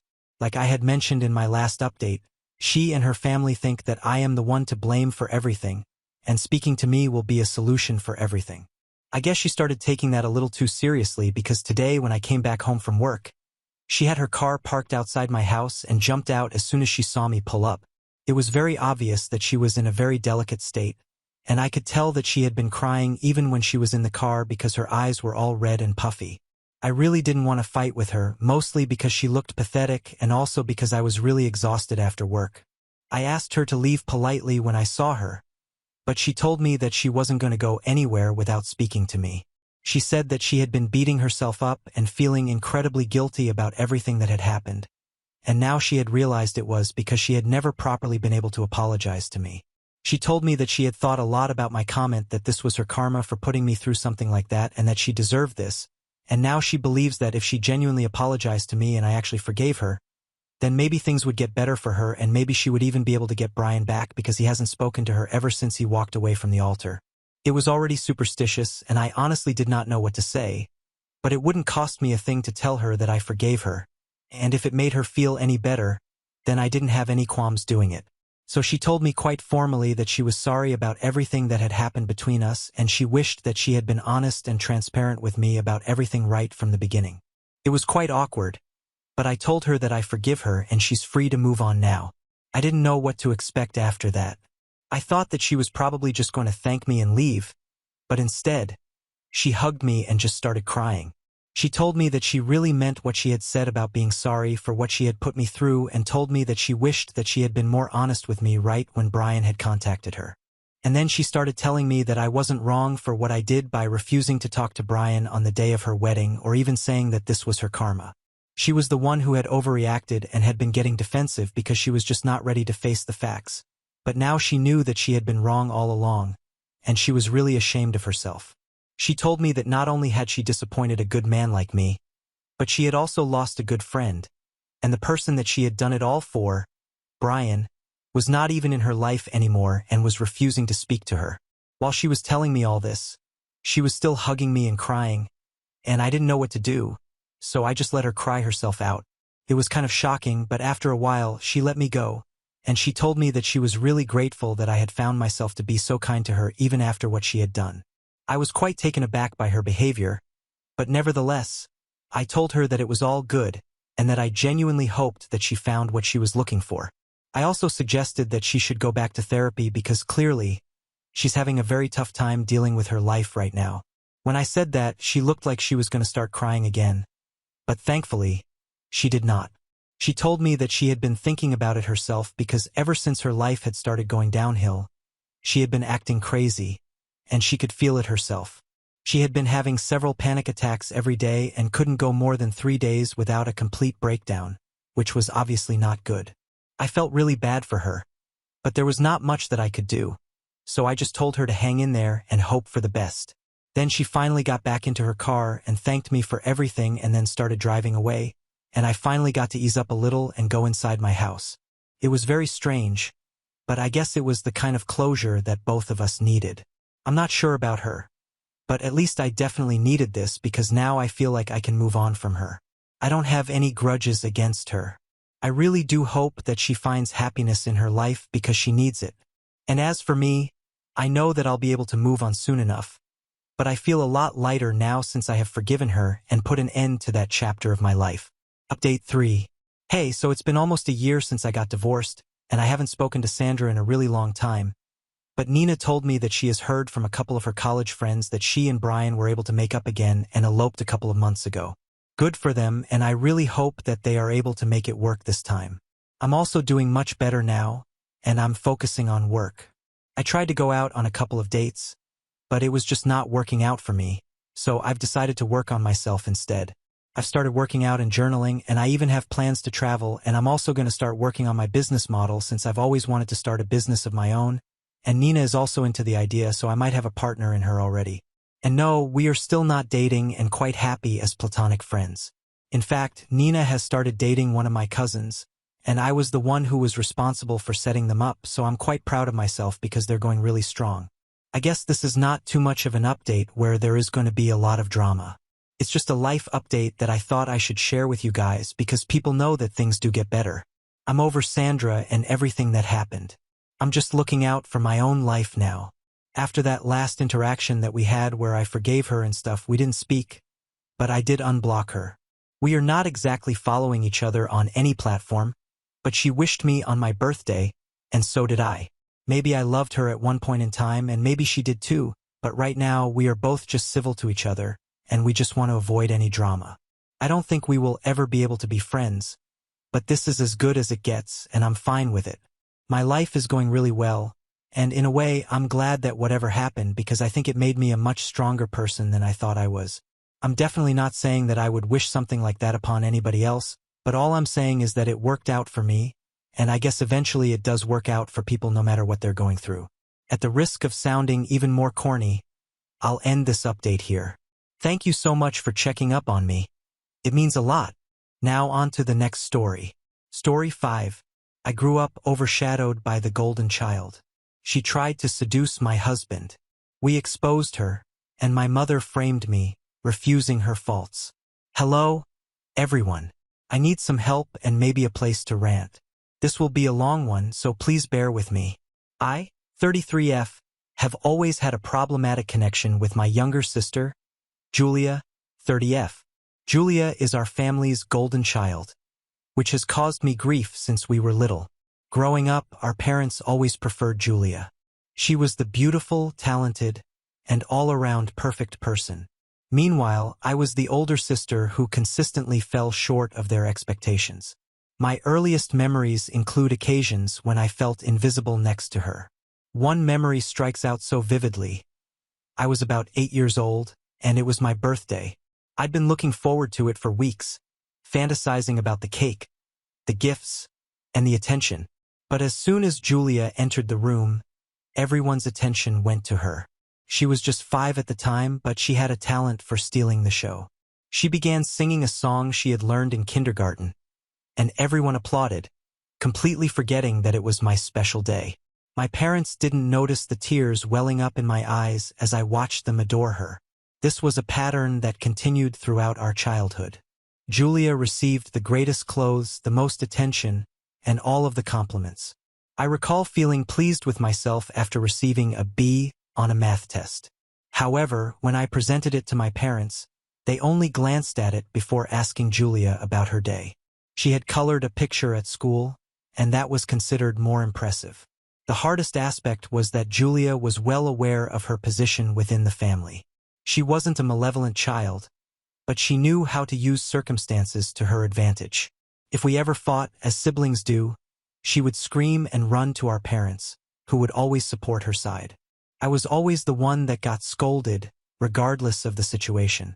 The dynamics remained rather stable as we grew older.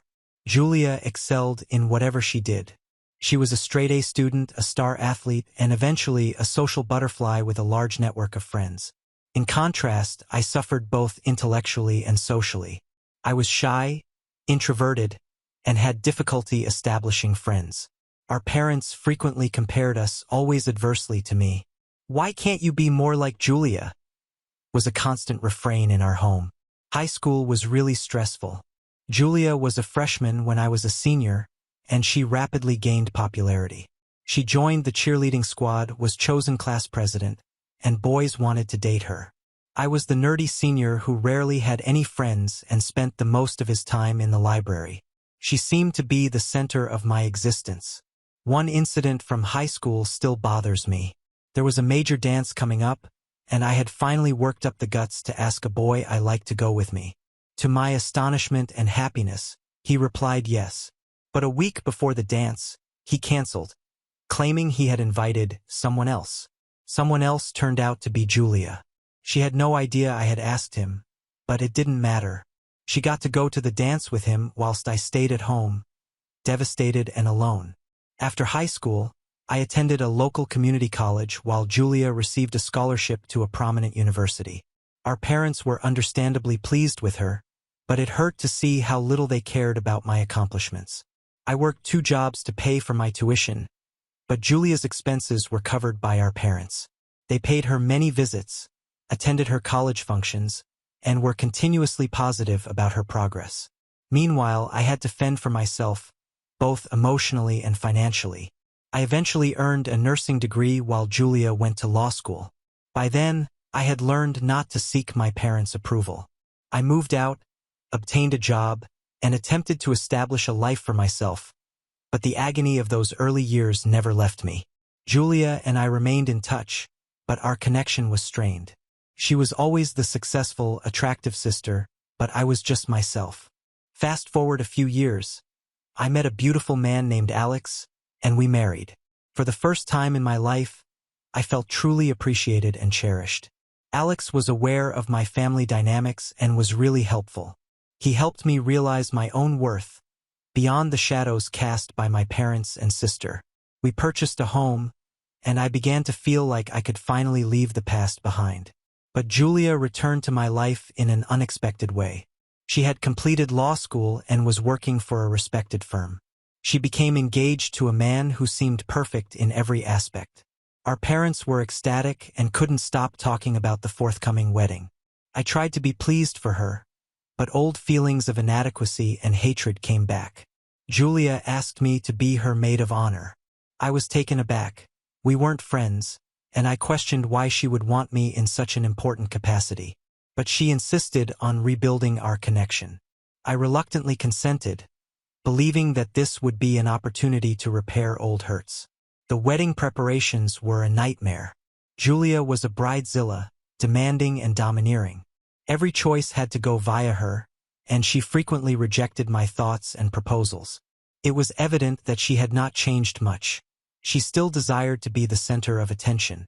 But I gritted my teeth and went along with it, hoping to support her and even gain some of her favor. Next came the bridal shower. It was a spectacular event hosted by our parents and attended by Julia's numerous friends and colleagues. I felt out of place and uncomfortable, but I kept a brave face. During the event, our mother delivered a speech praising Julia to the skies. She stated how proud they were of her accomplishments and how attractive she appeared. I stood there feeling invisible yet again. But then something unexpected occurred. Julia seized the microphone and began speaking. She thanked everyone for attending, then turned to face me. Her response was, "I want to take a moment to acknowledge my sister, who has always been there for me. I know I haven't always shown it, but I appreciate everything she's done. She's strong, kind, and an amazing person. I'm lucky to have her as my sister." I was stunned.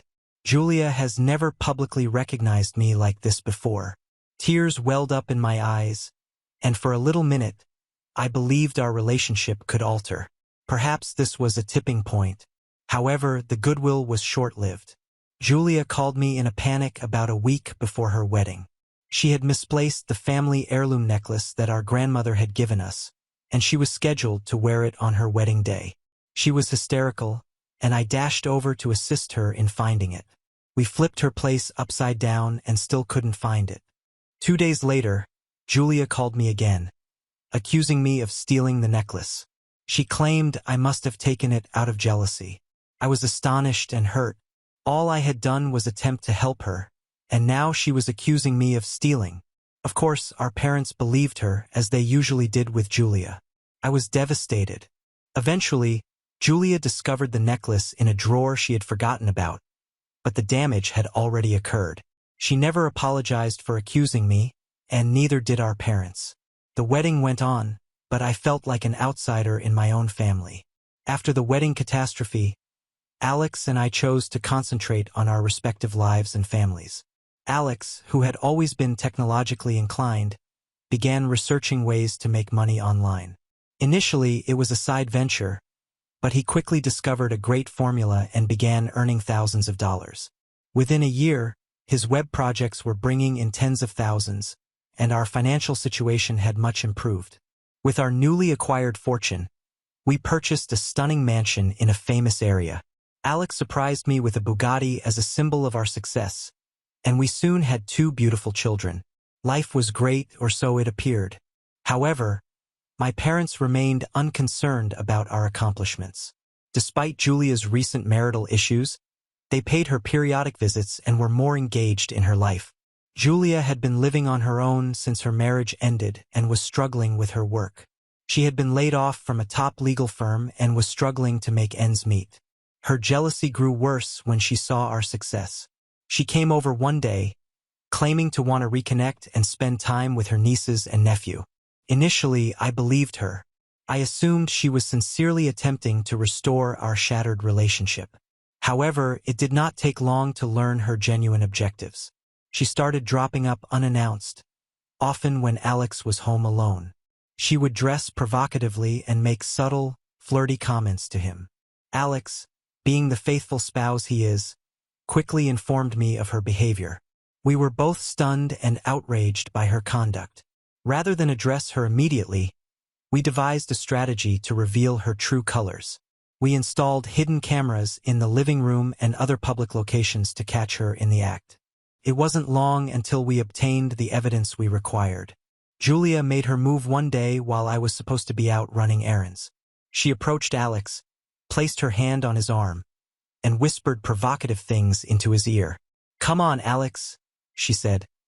"You deserve someone who truly appreciates you, someone like me." Alex played along just long enough to keep her talking. "Julia, you need to stop. I love my wife, and this is incredibly inappropriate." But Julia persisted, leaning closer. "She doesn't have to know. It'll be our little secret." That was the moment we'd been waiting for. Alex forcibly pushed her away, saying, "Julia, I'm serious, you need to leave. This is wrong on so many levels." We documented the entire event on camera. With the proof in hand, we decided to take action. First, we convened a family meeting, which included Julia's husband, who had been unaware of her activities. When everyone had gathered, we showed the video. The room was silent as the video aired. Julia's husband's face became red with rage, and my parents were completely astonished. The video concluded with a tense silence before Julia's husband stood up. "Julia, how could you? After everything, you try to seduce your own sister's husband." His voice was full of surprise and hurt. Julia stammered, attempting to come up with an excuse, but there was no disputing what we had witnessed. Our parents looked at her, disappointed and disgusted. "Julia, we trusted you. We always believed you were the better daughter, but this is beyond forgiveness," my mother replied, her voice cracking. My dad shook his head. "You've brought shame to our family. I don't even know who you are anymore." Julia's husband promptly filed for divorce. He left that same day, accompanied by their 2 children. My parents, who had always elevated Julia to a pedestal, were forced to confront the truth of her behavior. They moved away from her, unable to look at her in the same manner again. Julia's world came crashing down. She has lost her husband, her children, and the support of our parents. She tried to reach out to me, but I couldn't bring myself to forgive her that readily. The scars were too fresh, and the treachery was too severe. Alex and I continued to construct our lives together, stronger than ever. Julia's betrayal, however terrible, had eventually brought us together. We knew we could handle anything as long as we had each other. Life went on, but the scars from the past remained. My parents, who had always preferred Julia, struggled to accept her conduct. They visited less frequently, and when they did, it was evident that they were still dealing with their disappointment. They attempted to appear normal, but the strain was evident. Julia, on the other hand, was attempting to gather up the pieces of her broken existence. She had lost her work and was struggling financially. Her attempts to reconnect with her husband had been unsuccessful, and he had filed for full custody of their children. She was alone and desperate. One day, she appeared at our door looking more ragged and broken than I had ever seen her. She pleaded with me to let her in so she could explain. Despite my better judgment, I agreed. She sat at our kitchen table, tears flowing down her cheeks, admitting everything. "I'm so sorry," she wailed. "I've been jealous of you for so long. I saw how happy you were, how successful, and I couldn't stand it. I thought if I could take Alex away, I'd feel better, but I was wrong. I've lost everything." Her words struck me hard. For so long, I had regarded Julia as the favored one, the one who had everything. I never realized how deep her insecurities went. I felt sympathy and hatred, but mostly I was tired. Tired of the drama, the suffering, and the never-ending cycle of rivalry and animosity. "I don't know what to say, Julia," I said. "You've hurt me in ways I can't even begin to describe. But I can't keep living with this anger. It's poisoning me, and it's poisoning our family." Julia nodded, tears still running down her cheeks. "I understand. I don't expect you to forgive me right away. I just wanted you to know how sorry I am." We sat quietly for a while, the weight of our common history hanging thick in the air. Julia eventually went, leaving me to my own thoughts. Could I ever really forgive her? Could we ever get past this? In the weeks that followed, I concentrated on my family and my personal recovery. Alex was a rock for me every step of the process. We discussed Julia, the past, and what the future might hold. I slowly began to let go of some of my anger and bitterness. I recognized that holding on to it was not benefiting anyone, least of all myself. Julia continued to struggle, but she started to make changes. She began going to therapy, getting a job, and rebuilding her relationship with her kids. It wasn't easy, and there were failures along the road, but she was making an effort, which was something. My parents remained distant. The golden child had fallen, and they had no idea how to deal with it. They continued to see Julia on occasion, but it was evident that nothing would ever be the same. They came to see us less and less, and when they did, the tension was evident. It seemed as if they didn't know how to interact with me without the usual dynamic of favoritism. One sunny afternoon, as I watched my children play in our lovely garden, I realized something profound. Despite everything, I was content. I had a nice husband, wonderful children, and a life I was pleased with. Julia's acts had been painful, but they had also brought me to a place of strength and resilience. In the end, life continued. The scars of the past would never be completely healed, but they did not have to define the future. Julia and I started to restore our connection, gradually and cautiously. It wasn't perfect and never will be, but it was a start. For the time being, I've decided to focus on the now and the future. The past had its purpose, but it no longer kept me captive. Alex and I continued to create a life together, full of love, laughter, and the occasional struggle. Our beautiful home exceeded all of our expectations. The mansion was huge, beautiful, and ideal for raising a family. The children enjoyed their new rooms and the wide backyard where they could play. Alex and I were happier than ever, and for a while, it appeared that we had put the turmoil behind. Part 3. An unexpected turn. Life seemed to have settled into a peaceful rhythm. Julia and I worked hard on our relationship, and it gradually began to improve. She apologized sincerely, and I noticed a true improvement in her behavior. We began meeting for coffee, discussing our lives, and even planned family outings together. It was a relief to finally feel like I had a sister I could count on. Meanwhile, Alex's career soared. He accepted an early retirement option from his software employer, which came with a large compensation. We were now financially secure beyond our wildest expectations, and Alex was excited to spend more time with the family and work on personal projects. However, the peace we had worked so hard for was quickly broken. My mother, who had always preferred Julia, appeared reluctant to accept the changes in our family dynamic. She couldn't get rid of the suspicion that I had set Julia up with the video evidence. The thought persisted in her head, and she became increasingly aloof and hostile. One morning, while I was preparing breakfast, the cops appeared at our door with a search warrant. They discovered other items in our garage that I had never seen before, including pieces from a stolen car that had been reported missing months before. I was stunned as they handcuffed me and hauled me into custody. I kept thinking that it was a terrible mistake. Alex, who was on a business trip, rushed home as soon as he received the news. He quickly engaged one of the top criminal defense attorneys in the country, Rachel Hargrove, a talented but pricey barrister. Rachel assured us that she would get to the bottom of things and clear my name. The court date arrived soon. Rachel worked tirelessly in the days leading up to the trial, going over every detail and questioning everybody who may provide information. During our investigations, we discovered the awful truth. My own mother had planned the entire plot. Apparently, my mother had underworld friends who helped her obtain the stolen car parts. She had planted them in our garage, attempting to tarnish my reputation and, in her warped manner, teach me a lesson for what she saw as my betrayal of Julia. She refused to recognize that her golden child was at fault, instead believing that I was the manipulator. The trial was tough. The prosecution presented their case, convinced that they had sufficient evidence to convict me. But Rachel was prepared. She provided irrefutable evidence that the car parts had been installed in our garage without our knowledge. She also called a witness, one of my mother's accomplices, who claimed that my mother had coordinated the entire operation. It barely took the jury 2 hours to deliberate. They judged me not guilty of all accusations.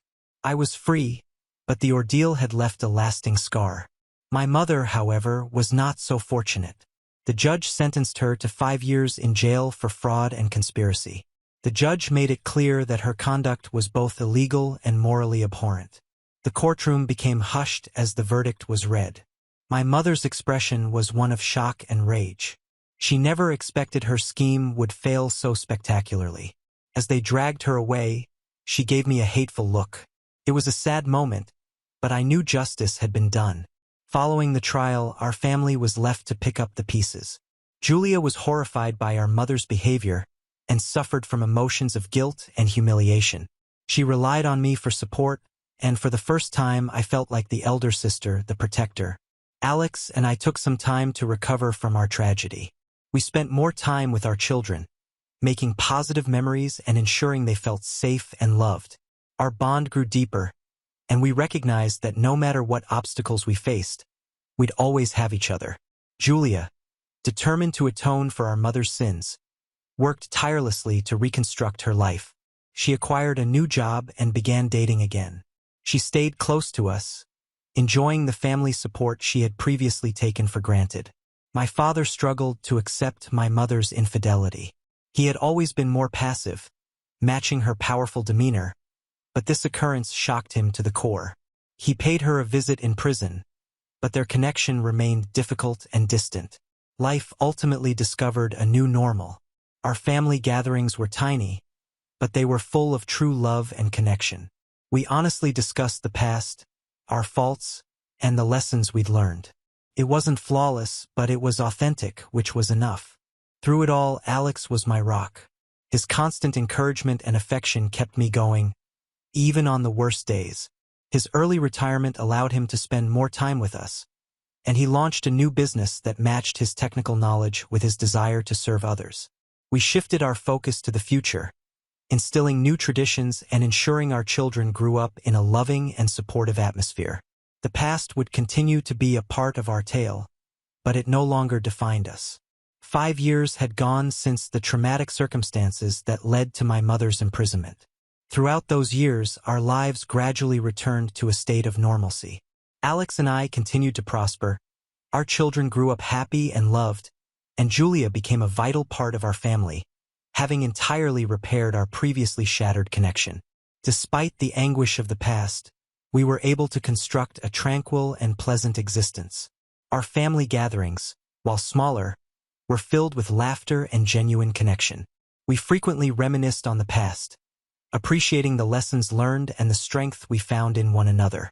However, the serenity we had established was shattered once more when my mother was freed from prison.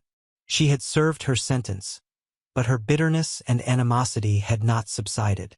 She was a different woman now, elderly and virtually blind, but her hatred for me had grown even deeper. Unbeknownst to us, my mother was scheming her retribution. She believed I had destroyed her life and wanted to hold me accountable. One fateful day, she took a shotgun from a nearby farm and started out to get me. Her objective was to catch me off guard and take my life. I had no notion how dangerous the situation was. It was a bright afternoon, and I had taken the kids to the park. Alex was out running errands, while Julia was at work. I was sitting on a bench watching my children play when I suddenly felt a searing pain. I turned to see my mother standing a few feet away, her shotgun pointed directly at me. Her expression was a mix of wrath and determination. She screamed something incoherent and fired several bullets in rapid succession. Despite her fading eyesight and weak hands, 2 rounds reached their target. One impacted me in the buttocks while the other damaged my right leg. The pain was intense, and I collapsed to the floor, unable to move. Bystanders phoned the police after they heard gunfire. When my mother saw the commotion and realized her plan had failed, she attempted to run but was swiftly captured by authorities. She was detained and eventually charged with attempted murder, which resulted in a 10-year prison sentence. I was brought to the hospital and had surgery to remove the bullets and fix the damage. The doctors told Alex and Julia that I would recover completely, but the physical and emotional scars would take a long time to heal. Throughout my 3-week hospital stay, Alex never left my side. He was my rock, offering constant support and strength. Julia came every day, bringing me my favorite delicacies and lifting my spirits with her stories and laughs. Their devotion and dedication were the pillars that helped me get through the hardest times. During those long, peaceful hours in the hospital, I had plenty of time to think about all that had transpired.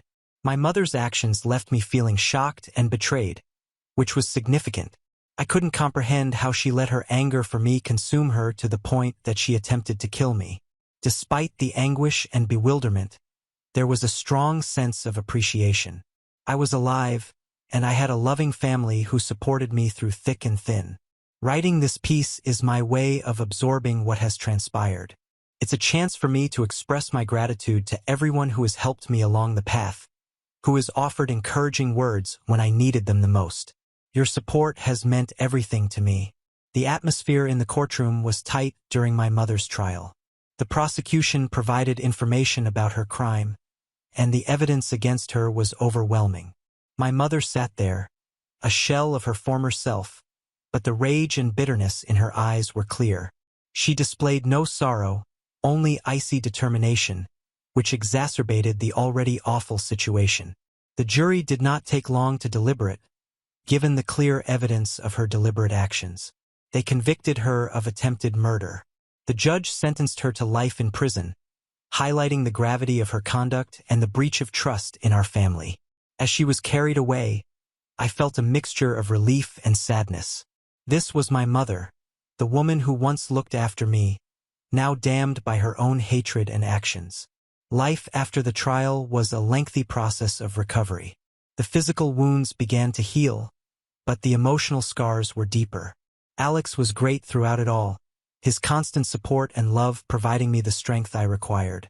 He balanced his work and caring for the children, ensuring that they understood what had happened in a way that preserved their innocence. Julia was similarly amazing. Despite her own troubled connection with our mother, she supported me and offered comfort and understanding. She had really changed, and our friendship was stronger than ever. We relied on one another, finding solace in our common experiences and hope for a brighter future. During my recovery, Alex and I had many long chats about our lives and our goals for the future. We chose to focus on providing a stable, loving atmosphere for our children, making them feel safe and valued. Our house became a haven for laughter, love, and the warmth of family. The community support was overwhelming.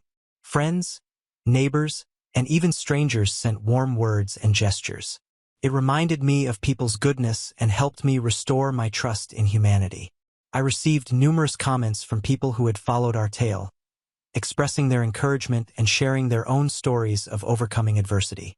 3 weeks after the incident, I felt strong enough to compose this post. It's a chance for me to express my gratitude to everyone who has helped me along the path, who has offered encouraging words when I needed them the most. Your support has meant everything to me. Most of all, I'd like to thank my husband, Alex, and my sister, Julia. Alex, you've been my rock, my strength, and my greatest love. Your constant support and love have helped me get through the toughest moments. Julia, you've taught me what true forgiveness and redemption look like. Our bond has never been stronger, and I am grateful every day for the sister you have become. Life is unexpected, and the future is constantly unknown, but with the love and support of those that matter most, I'm confident I can tackle whatever comes my way. Thank you for taking part in my adventure. As I look ahead, I am filled with hope. My mother's acts, however painful, did not break me. They have helped me become stronger and more resilient. I am resolved to live a life filled with love, kindness, and compassion, and to instill in my children the value of forgiveness and family. Now on to the next story. Story 6. My brother overheard his wife asking me to pay to edit out my disabled daughter from their wedding photos and immediately kicked her out. My younger brother, David, married Amelia, the joy of his life, just 2 weeks ago in a lovely and touching ceremony. Everyone who knew David could tell how much he loved Amelia, and he had been anticipating this day for a long time. Their invitation cards made it apparent that their wedding was once intended to be a totally child-free affair. That being said, David called me a few weeks prior to the wedding. He surprised me by telling me that he wanted to make an exception for my daughter, Katie, who is his niece. Startled, I asked him if he was certain. David told me how much he adored Katie and that without her as their flower girl, he couldn't have the wedding. Hearing him say it nearly brought me to tears. Uncle David has always had a special place in Katie's heart, and she adores him. David reassured me that he had discussed it with his bride, and she was also in agreement. His sincerity was evident in his voice. He realized how much it would mean to Katie and didn't want her to miss such a significant event in his life. To put things in perspective, my daughter, Katie, was partially paralyzed at birth. The fact that she is unable to move her body beneath her arms has undoubtedly changed our lives. My husband, Roger, and I were devastated as parents when we first learned. The ground seemed to have been yanked out from beneath us. We refused to accept the diagnosis and were in total astonishment. We visited several doctors in a frantic attempt to get a different viewpoint, in the hopes that someone could know the answer. We hoped for positive results from every test we could think of. We wanted to think that there could be a procedure or therapy available that could help Katie and give her the life she was due. However, the response was always the same regardless of our actions or where we went. Nothing could be done. It was really difficult to accept that our daughter's situation was irreversible. We went through a difficult period that was full of tears, insomnia, and unanswered questions. We were totally powerless. Every time we considered Katie's future, our hearts ached while we gazed at our darling daughter. We gradually started to locate and establish connections with other families who were traveling the same path as us, which provided us with some comfort. Despite the overwhelming sense of powerlessness, we began concentrating on what Katie could do and providing her with as much love and support as we could, rather than on what she couldn't accomplish. Uncle David is among those who have consistently brought Katie happiness and light. Her illness never caused him to treat her differently. He actually has a knack for making my daughter feel so relaxed and at ease that her illness seems to vanish when they are together.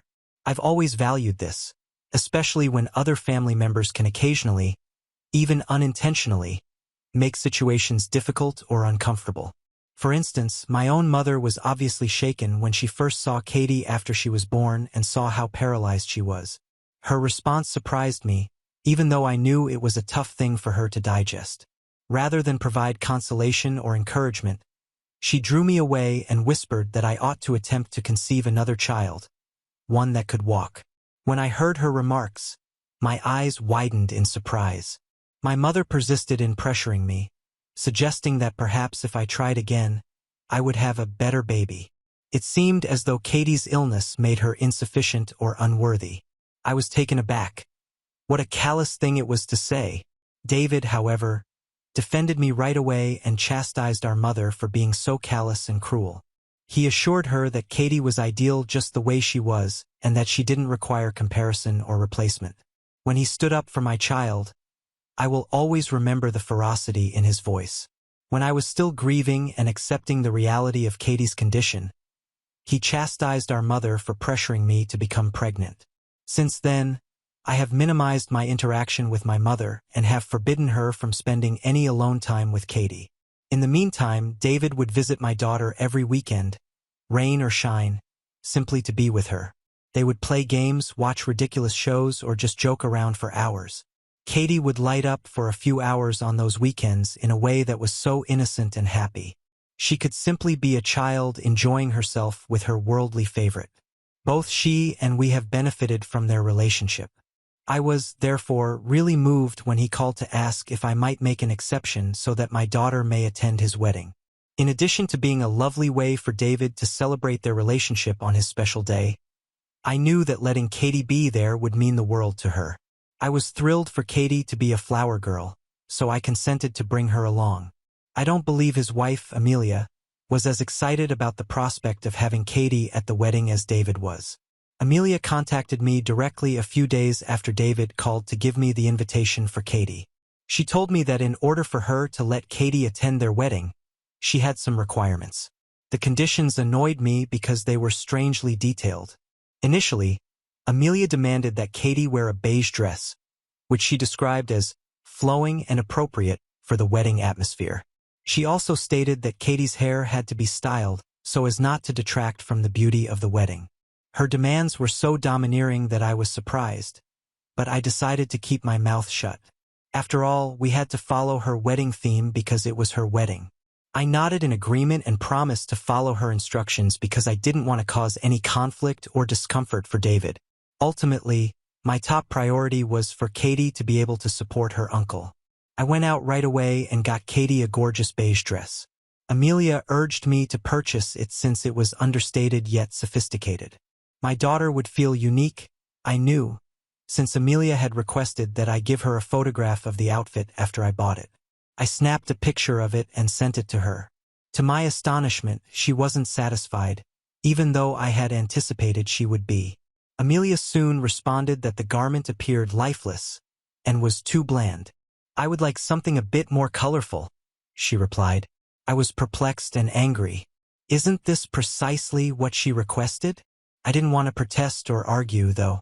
I was trying to maintain the peace as best I could. This time, I chose to send her a couple of options before making a purchase, rather than wasting my money on another dress that I bought on my own. I didn't want to spend money on something that she would undoubtedly turn down once more.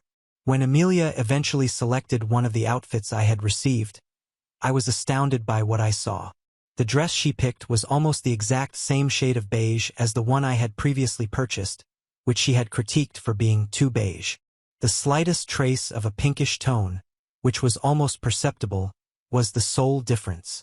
I began to realize then that this had nothing to do with the dress or the color. Amelia was purposely complicating matters. She seemed to be putting me to the test or creating barriers to force me to do things that I didn't want to do. She hadn't told me outright, but there might be a reason why she didn't want my daughter to attend the wedding. I didn't want to cause her any unnecessary trouble. She needed to speak with my brother and work things out if she wanted to remove my daughter from the invitation. But she never did, and the wedding proceeded according to schedule. Katie looked magnificent as she walked down the aisle in her gorgeous beige dress, the one that Amelia had finally approved, on the day of my brother's wedding. As she wheeled forward, the dress flowed elegantly, and she paused to fling flower petals, her face beaming with joy. The whole room seemed to stop. The visitors let out a loud gasp, and then there was a round of applause as she continued down the aisle, distributing flowers and making her steady progress in her wheelchair. I could feel the excitement emanating from her as people couldn't stop gushing about how lovely she looked. At that moment, I was overcome with pride and love for my daughter. One of the memories I will always cherish is seeing her there, taking full part in such a momentous occasion. My eyes filled with tears of happiness, and I looked at David, whose face reflected mine. He grinned warmly and proudly as he gazed at Katie, obviously moved by her presence and her luminous personality. David approached her as she arrived at the front and knelt down to offer her a warm embrace. Their heartfelt moment together revealed a lot about their strong relationship. After ensuring she was comfortable and able to participate in the ceremony from the front row, he assisted her in positioning herself to the side. Amelia started walking down the aisle a short while later. As she made her way to the altar, she was undoubtedly stunning in her wedding gown. I couldn't help but notice that she looked at Katie for a moment. I briefly hoped that she might smile at my daughter, showing some appreciation for her presence and the part she played in this significant day.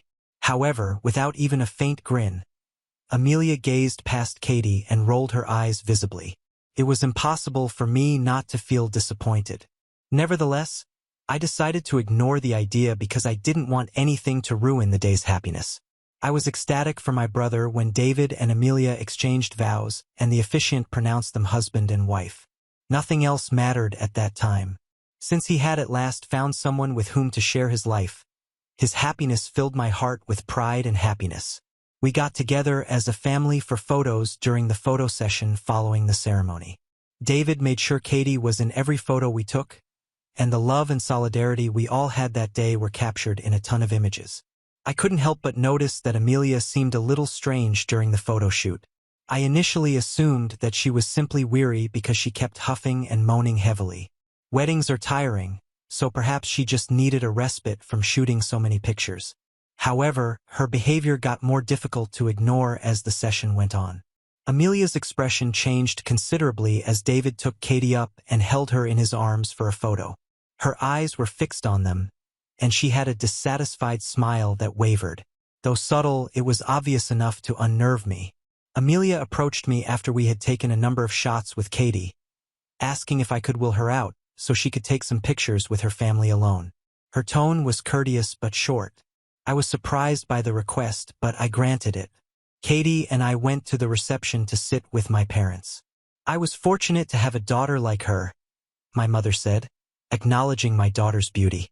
Although it was a little gesture, I was pleased to see my mother overcoming her prejudices and coming to terms with my daughter's identity. What mattered most to me was that Katie appeared to have had a pleasant day overall, blissfully ignorant of any strain from the photos and anecdotes David shared on social media. It appeared that Amelia and David were having a great time on their honeymoon after the wedding. He deserved to savor this unique moment with his new bride. Therefore, I was pleased for him. After they got back from their honeymoon, David asked Roger, our parents, and me to lunch at his new house. Since we hadn't actually spoken much since the wedding, I was excited to see him again. At what was supposed to be a laid-back family get-together, my mom and I have reunited in a surprising way since the wedding. She had taken the time to fully apologize to me for her remarks about Katie and her encouragement to try for another child years prior. She was truly sorry, and even though I was still wary, I was glad that she had acknowledged the hurt her remarks had caused. When David saw Katie again during lunch, he was ecstatic. He enthusiastically produced a selection of presents he had brought back for her from their honeymoon as soon as we got to his house. He had obviously given each one much consideration, and when Katie opened them, her face glowed with delight. As usual, David was totally absorbed in her, asking her about her favorite aspect of the wedding and telling her how much everyone had been praising her for her involvement. She was beaming from ear to ear. He often expressed his pride in her, telling her that friends and family had called him to tell him how well Katie had done after the wedding. Katie was so proud to hear all of these praises, and her eyes were sparkling with joy. But I couldn't help but observe Amelia as my brother showered Katie with love. I kept a tight eye on her, and it became clear to me that she was not feeling as excited as David. She didn't even recognize Katie, let alone smile. Rather, she appeared clearly irritated, as though David's conversation with Katie had somehow annoyed her. Her face was a mixture of frustration and anger, and she hardly spoke to anyone. While David concentrated on Katie, she seemed to be eager for the moment to end so that he would stop focusing on my daughter. Naturally, David was totally unaware of his wife's behavior. As a family, we relaxed and chatted in the living room after lunch. Amelia approached me at that moment and subtly requested that we speak in private. I already knew what was about to happen, so I felt a knot form in my gut. Since the wedding day, I had been preparing for this discussion.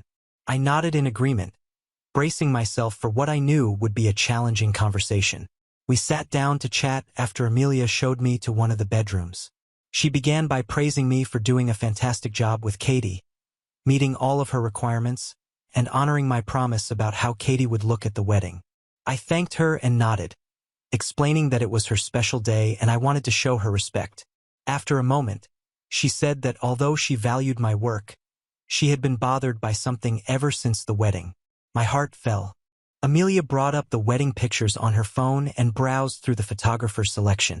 I came across pictures of David, Amelia, Katie, myself, and the other family members, all grinning and savoring the time spent together. Her tone became icy as she paused on a single image and gestured at it. "Look at this," she said as she enlarged the picture. We were all grinning and looking content in one of the family pictures, with Katie in her wheelchair next to David.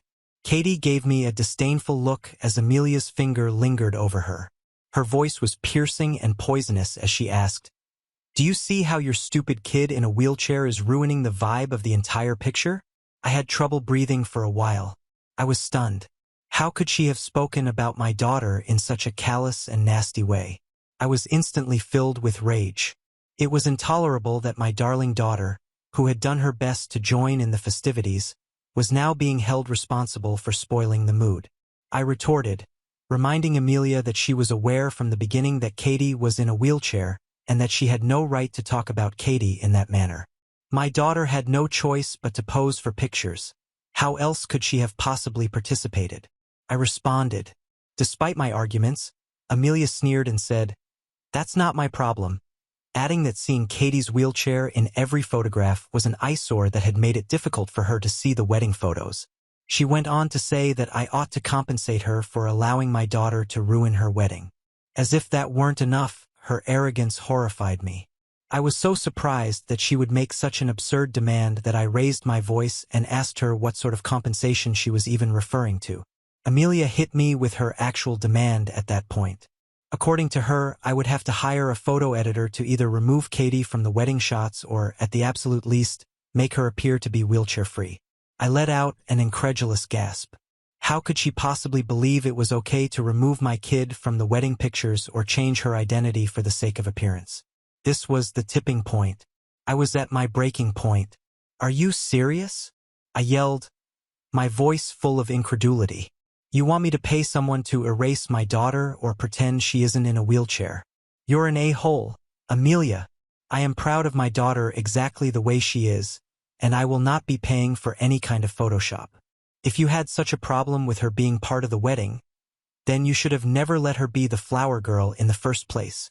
Amelia countered by claiming that although she had done everything in her power to stop David from allowing Katie to be their flower girl, he could not agree because his love for her was so blind. She told me that she was aware that he would have called off the wedding if she had persisted on not inviting my daughter. When I discovered that this woman had been so bitter about Katie, I shook my head. I was shocked by the callousness and heartlessness of her logic. I sternly reprimanded her, telling her that my kid was a real person with feelings and didn't deserve to be hated in this manner. She had been truly thrilled to attend their wedding because she liked her uncle.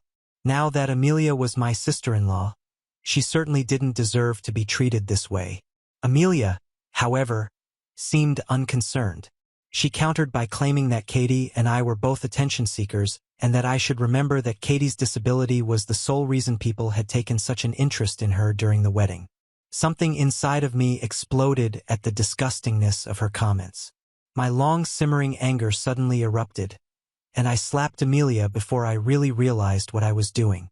The silence of the room reverberated with the sound of my palm touching her face. My hand was shaking as I stood there, and the weight of everything that had just transpired was heaving in my chest. Amelia's eyes widened incredulously, and her cheeks turned scarlet with horror. My brother, my husband, and my parents stormed into the room before she could react. Amelia was questioned by my brother about whether or not she meant what she had said about Katie. Amelia's eyes grew wide with insight. As it happens, David had been listening in on our entire talk and had probably heard all of her nasty and deceptive comments. Her face lit up with panic, and she made a desperate attempt to retract her statement, fumbling over her words. However, it was too late. David's voice filled the room as he screamed at her, accusing her of being arrogant and cunning for dragging me aside to discuss my daughter in such a manner. His voice was a mix of grief and rage as he said, "I can't believe you manipulated me into thinking you were a nice person when in reality you hate my family this much." He was clearly seeing Amelia for who she truly was, someone who had concealed her actual sentiments all along, and the displeasure in his tone was evident. Desperate to save face, Amelia attempted to counter the argument. As she spoke, her voice wavered. "I don't hate your family, exactly. This is just about Katie," she added. Then, in an attempt to change the subject, she accused David of constantly giving preference to Katie over everyone else because he felt sorry for her due to her disability. She asserted that he should stop giving Katie so much attention and instead concentrate on their marriage because she was his wife and should receive more of his attention. Then, feeling embarrassed, Amelia started to gripe about how inviting Katie had caused some of her friends to subsequently make fun of her wedding photos. According to her, this is why she wanted to remove Katie from the pictures in Photoshop, so she could always remember their lovely day free of such ugliness. David, fortunately, wasn't having it. He advised her to quit being so arrogant and to stop acting as though his niece might have ruined their photos. He claimed that her presence enhanced the beauty of the photos. "I love Katie like my own daughter," he stated. "Giving attention to her doesn't take away anything from you. The fact that I even have to explain this goes to show how cheap your mentality is. Katie is part of my family, and if you hate her this much, then I can't be married to you." When David's comments struck Amelia, her face became white. He gave her a clear look that made it clear he wasn't going to overlook this.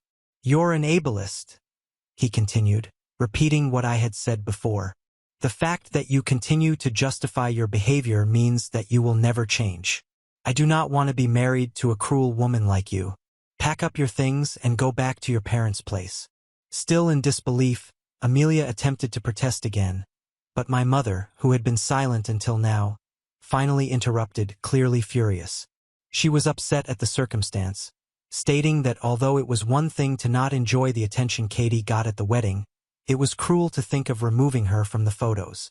My mother informed Amelia that she should feel ashamed of herself for ever bringing up the subject, and she firmly expressed her support for David's choice. Amelia realized she had nothing left to stand on after hearing my mother's defense and witnessing David's uncompromising position. My husband appeared enraged, and I have no doubt that he would have physically assaulted Amelia for saying such awful things about our kid if she hadn't been my brother's wife at the time. Her actual nature had been exposed for everyone to see, and Amelia was outnumbered. She reluctantly left the house with only her phone and car keys because she had no other option. I was grateful that David stood up for Katie, but he later apologized to Roger and me for what his wife had said about our daughter. He has nothing to do with this. Probably after Amelia had gone to them in tears, Amelia's parents called David and my parents that evening to talk more about the matter, but David had asked for a break so he could calm himself and consider the situation. Amelia has been messaging me ever since the incident, essentially accusing me of causing friction between her and David. She believes that by agreeing to pay for a photo editor, I could have easily resolved their problems. Naturally, I don't want to be the reason my brother's marriage fails, but I also can't forgive what Amelia said to me about my kid. Update 1. I can't respond to everyone because I'm getting so many DMs and comments. I shall therefore make all the points clear here. Amelia was aware of Katie's friendship with my brother because she had previously met her. However, it appeared that she had been able to hide her contempt for my daughter for a long time. I had never had the slightest suspicion that she truly detested my kid to this extent. We try our best to make Katie feel as normal as possible so she doesn't feel like she is being treated differently because of her impairment. But I recognize that some people may find it awkward to see a child in a wheelchair, especially during a wedding. Regardless of the fact that Katie is in a wheelchair, I am sure that people would still find her attractive. She has her dad's blonde hair and blue eyes. Amelia was obviously merely attempting to point out my daughter's flaws out of jealousy. Katie's godfather is my brother. This is because I know that my husband will support my daughter no matter what happens to us. He is extremely protective of Katie since he loves her like his own daughter. It must have felt like a total betrayal to him to hear Amelia's statements and realize her actual intentions toward my daughter. Since Katie was absorbed in her cartoons, I doubt she heard anything Amelia and I said. She would have undoubtedly questioned me later if she had. Update 2. In case you were wondering, my brother is having his wedding revoked. My brother and his attorney are adamant that Katie lied to him from the beginning and tricked him into believing she would get along with his family when she wouldn't. Amelia panicked and tried desperately to keep her marriage intact when she realized that David was truly serious about leaving her. She made a pathetic attempt to apologize to me, but it was obvious to me that her words were not sincere. She wasn't prepared to accept responsibility for her actions or show true regret. Knowing that her apologies were merely a ruse to deflect criticism from herself, I was unable to accept it. Her rage was only increased by this. She became angry with me right away and accused me of destroying my brother's life. It seemed as though I was the cause of all her issues instead of the results of her own decisions. She accused me of being the one who made my brother leave her when he could have been content with her. As if that weren't enough, Amelia's parents also contacted my parents in an effort to place the responsibility for their daughter's struggles on Katie and me. Fortunately, my parents have denied this unjust claim. In particular, my dad expressed his disappointment, telling them that he is glad she will no longer be a part of our family and that they should be embarrassed of the daughter they raised. The fact that my family has supported Katie and me over this entire ordeal makes me really proud. I did apologize to my brother for what he was going through with Amelia when we spoke. He convinced me that knowing the truth about her now was preferable to later when she may have said or done something more hurtful in front of Katie. I absolutely concur, and I'm relieved that we are also successfully removing Amelia from our lives. Update 3. My previous update was 4 months ago. For those who are curious, my brother is no longer married to Amelia after formally annulling their union. Everyone reacted negatively to Amelia after the truth about their failing marriage was made public. Eventually, she apologized to me, but I just blocked her without answering. We all had a vacation together not long ago. We had an amazing time together. I'm really happy that David and Katie still have such a wonderful connection. I'm thankful that the entire ordeal has only made our family ties stronger. Now on to the next story. Story 7. Karen steals my wheelchair for her son, causes a scene, and gets banned from flying after assaulting me and my cat. A few days ago, I was at the airport and encountered an entitled mother. But first, some context. I, 25M, have been suffering with an ankle injury, which has prompted me to wear a boot and use a wheelchair while I recover. Normally, I don't have trouble while traveling, but this time was different. I arrived at the airport walking around in my boot and asked for a wheelchair because my foot was already aching. Check-in and security went well, and my cat was popular with the security personnel while they scanned me for bomb traces. I spotted a small child, around 4 or 5 years old, pulling his mother and pointing at me. I didn't think much of it and continued with my usual. After security, the attendant parked me by the gate and I prepared to wait for my flight in my wheelchair. While I waited, I felt a tap on my shoulder. The entitled mother, Karen, and her boy were interested in my pet. This is how the conversation went. Karen, excuse me, hi. My name is Karen. Me, oh, hi Karen. How's it going? Karen seemed surprised and responded, first and foremost, I'd appreciate it if you called me ma'am or miss. Learn some manners. Me, okay.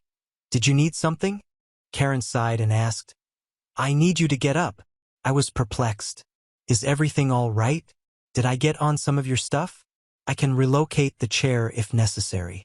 Karen's tone became annoyed. No, I do not need you to move the chair. I need you to get out of the chair. May I ask why? I inquired, hoping to understand. Karen, looking agitated, responded, aside from the fact that an adult is asking you for something and you should do it, my son is tired and needs a place to sit. At this moment, I was stunned. I am 25 years old, recovering from an injury, and sitting in a wheelchair for a purpose. Despite this, I maintained my politeness and said with a nervous giggle, Oh, I'm sorry, but I think I'm just going to stay in the chair. This infuriated Karen. Are you laughing at my child's pain? What kind of trash are you? I attempted to de-escalate the situation. No, sorry. You caught me off guard. I thought you needed assistance with something. Karen insisted. I do. I need you to get up so that my baby can sit. Still calm, I responded. As I already stated, I will remain in my chair. Maybe there are some chairs between the gates for you and your son to sit. Karen, refusing to let up, screamed. But he's exhausted. It's too far to find open seats. There are only some in the food court. I'm injured, I reminded her. It would also be too far for me to walk to the food court only to walk back 15 minutes later. Karen, evidently frustrated, noted. We spotted you standing in security. You can stand here. You have somewhere to recline, so please offer us the chair. At this moment, I was finished. No, please leave me alone. I'll stay here until it's time for me to board. Karen, defeated, huffed and went off with her son, murmuring, Really? You won't assist a needy child? You are heartless. I ignored her and put my headphones back on, believing everything was over. But a few minutes later, I felt a tug on my boot, followed by intense pain rushing through my foot. What the hell? I thought as I noticed the child was attempting to climb on top of me. He attempted to hop onto my lap using my boot as a step stool. I pulled him away instinctively. As I touched him for the second time, I am not a jungle gym.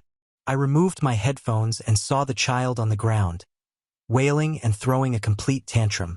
His entitled mother rushed in shouting, How could you attack my child? A flight attendant noticed the disturbance and approached to examine the situation. But the entitled mother was already bawling. She attacked my baby. I want her off this flight, she cried, squeezing her infant tightly. The child, through tears, stated, Mommy, she wouldn't let me sit. You said she'd let me sit on her lap. The entitled mother began uttering incomprehensible remarks before turning back to face me. Look what you did. Please give us a seat. At this point, I was still in my wheelchair, in a lot of pain, and becoming increasingly angry with her actions. The flight attendant finally intervened. Ma'am, what exactly are you trying to do here? The entitled mother, evidently angry, stated, I only need this chair. Tell her she can go back on the plane if she gives me this chair. The flight attendant responded, Ma'am, she has done nothing wrong. Please leave her alone. She's a wounded traveler and this chair is for her. The entitled mother refused to back down, claiming, The chair is for people who need it, and right now my son needs it. She has been disrespectful and attacked my children. If she does not give me her chair, I will have her removed from the flight. The flight attendant stayed cool, saying, Ma'am, you're disturbing other passengers. That's not authorized. I will give you one chance to cool down, apologize to this young lady, and hope she does not want to press charges. Charges for what? The entitled mother scoffed. Being a beach? How is she allowed to board the plane with that thing? She sneered, alluding to my cat. It's probably feral and will attack everyone during the flight. At this time, I'd had enough. I have asked you several times to leave me alone. My pet has a ticket and is authorized to stay here. He appears to be better schooled and mannered than your child, which is understandable considering how his mother acts. Get out of my face before I follow the flight attendant's advice and file charges. The flight attendant backed me up, stating, "Ma'am, she can have her cat. It is totally legal and follows airline regulations. Your actions, however, are not. This is your final warning. Leave her alone." The entitled mother, now crimson in the face, grabbed up her child and backed away a few steps, glaring at me. I maintained a careful eye on them. Suddenly, the kid dashed toward me, going for my cat carrier. Not knowing what he was about to do, my instincts kicked in and I stuck my leg out just in time. The child stumbled over my footwear, preventing him from reaching the carrier and giving me agony. I shouted in agony. The flight attendant had had enough. She called for security and came to check on me as I began to weep from pain. The entitled woman shouted at me again, this time while holding her son. "Why would you hurt my child, you witch? Why would you send your kid to attack me and my cat?" I replied, "This is the second time he's been hurt doing something stupid that you told him to do." "I would never," she snapped, but her kid intervened. But Mom, you did say to sit on the kitty's box and squish him as hard as I can." "Shut up," the entitled mother told her son, but it was too late. Security arrived, and the flight attendant directed them to remove a passenger. The entitled mother, still deluded, pointed at me and said, "Take her away. She hurt my child." The flight attendant and I exchanged astonished looks before she turned to the entitled mother and said, "Ma'am, you and your child will not be able to fly with us today. Security will accompany you out, and your belongings will be retrieved whenever feasible. Please gather your belongings and follow these gentlemen." The entitled mother, now appearing completely perplexed, questioned, "What do you mean? She's the one being rude. You need to kick her off the plane. I've done nothing wrong. My son and I will board this plane. He needs to return for summer camp, and we can't afford to book a new airfare." The flight attendant stayed steadfast. "You will not be allowed on this flight, neither now nor ever. Please leave calmly with these men, or they will drag you out."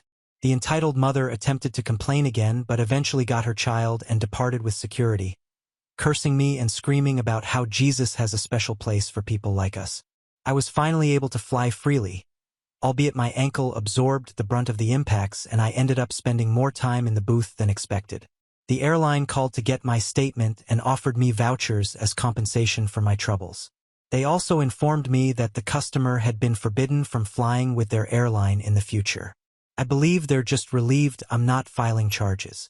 My fur baby and I are home, cuddling in bed, and I hope the woman has to spend a lot of money to get her child home on time. So, tell me, am I the jerk? Wow, I'm not gonna lie, I felt like this narrative had already ended 3 times, yet it just kept going. Did this woman send her youngster to harm a wheelchair user and their cat? If the poster is recounting the tale correctly, that's exactly what it sounds like. This mother has certainly ingrained some bad habits in her child, and I enjoy how the poster also calls her out on it. But whether your child is weary or not, you do not bother a person in a wheelchair. Surely there were lots of other people sitting in regular chairs that she could have asked for a seat, or she could have simply let the child sit on the floor. They're kids, so they don't care. What really bothers me about this tale is that these people ended up physically harming the guy in the wheelchair. In many circumstances, such interactions just result in a negative recollection that you recall when you get home and bothers you for a few days. However, in this situation, it produced bodily agony and exacerbated the injury. Surely even a child understands that this is terrible. Of course, we determined that this was a hellspawn child. Now on to the next story. Story 8. I was kicked out as a teen due to false rumors spread by my brother. My parents later saw my success and demanded money after abandoning me years later. When my parents noticed my accomplishment, they demanded money after they left me. I was kicked out as a teen for false rumors passed by my brother. I'm a 28-year-old female with a twin brother. My twin brother and I grew up getting somewhat different treatment from our parents. As the so-called black sheep, my parents really appeared convinced for some reason that my brother was destined for brilliance, while I was more interested in sports or hanging out with friends than in academics. Their continuous comparisons demoralized me and damaged my self-esteem.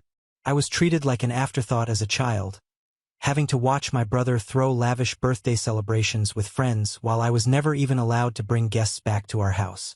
He frequently slept over with them. To be really honest, I hated every minute of my youth.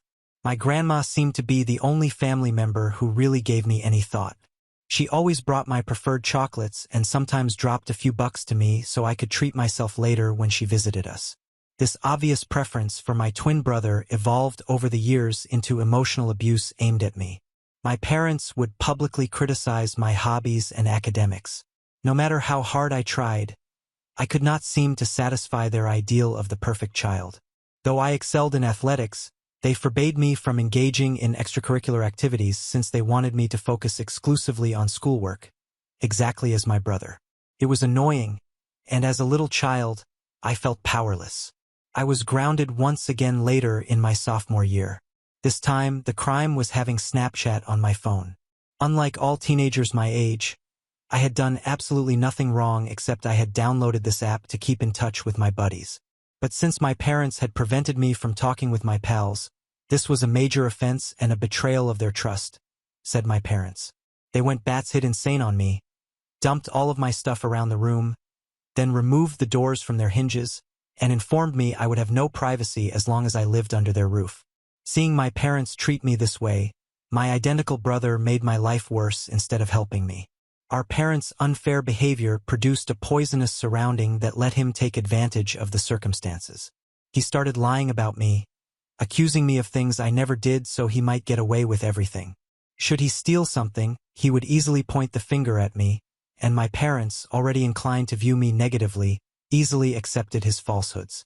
He would make fun of my appearance and belittle me in front of my schoolmates.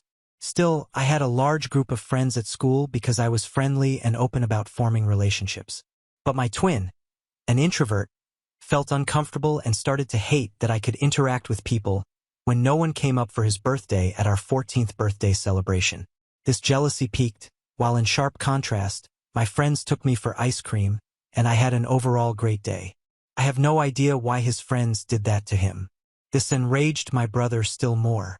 My brother started spreading false accusations about me at school, presenting me as a spoiled child in order for retribution.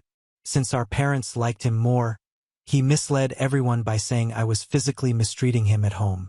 I had no idea he went to such a terrible degree.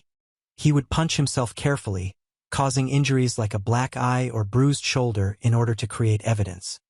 He would boldly enter school the next day showing the self-inflicted injuries as evidence of my claimed brutality and create stories. He would lie, claiming that his injuries were from innocent sports like football with pals, whenever our parents asked him about them. People started to trust his twisted view of events as the lies and his claimed black eyes gained momentum. Whispers soon spread, and even my friends started to glance at me with mistrust. I first observed minute changes. People who used to converse with me in the halls suddenly started to fade. Group hangouts started to get fewer and more spaced apart. Invitations hesitated to be around the apparently spoiled girl accused of aggression. As if a switch had been turned off, I plucked the bravery one day to ask my former best buddy why our relationship had deteriorated. She talked about how my twin brother had been spreading gossip about me. She exposed the thoroughness he had told everyone, charging me of things I had never done. Hearing her say it startled me.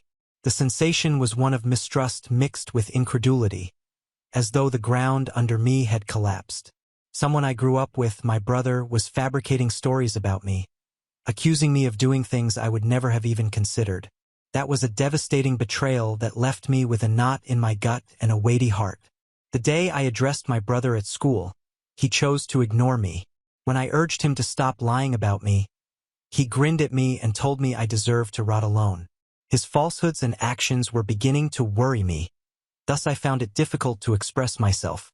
Though I wanted to talk to my parents, I worried they would view my brother above me, particularly considering that I had always been open to befriending others. The isolation pained, the lies, driven by jealousy from my brother, seemed to be destroying the relationships I had developed over years. Teachers, too, started to become caught in the rumors. It was a dreamlike sensation, as though I were living in a parallel universe in which the evil narrative woven by my twin, eclipsed my actual self. The lies were influencing people's actual impressions of me, not only teenage chatter. They had evolved beyond simple gossip. The terrible news soon got to my principal, and suddenly my worst nightmare materialized. Along with our parents, the principal called my brother and me straight into his office to go over these supposedly rumors. Heart thumping, I sat there as the principal insisted on the reality. Though I expected my brother would at last come clean, he doubled down on the lies. He told the principal straightforwardly that indeed the allegations were accurate and characterized me as a bully who roamed about physically assaulting him while our parents were not around.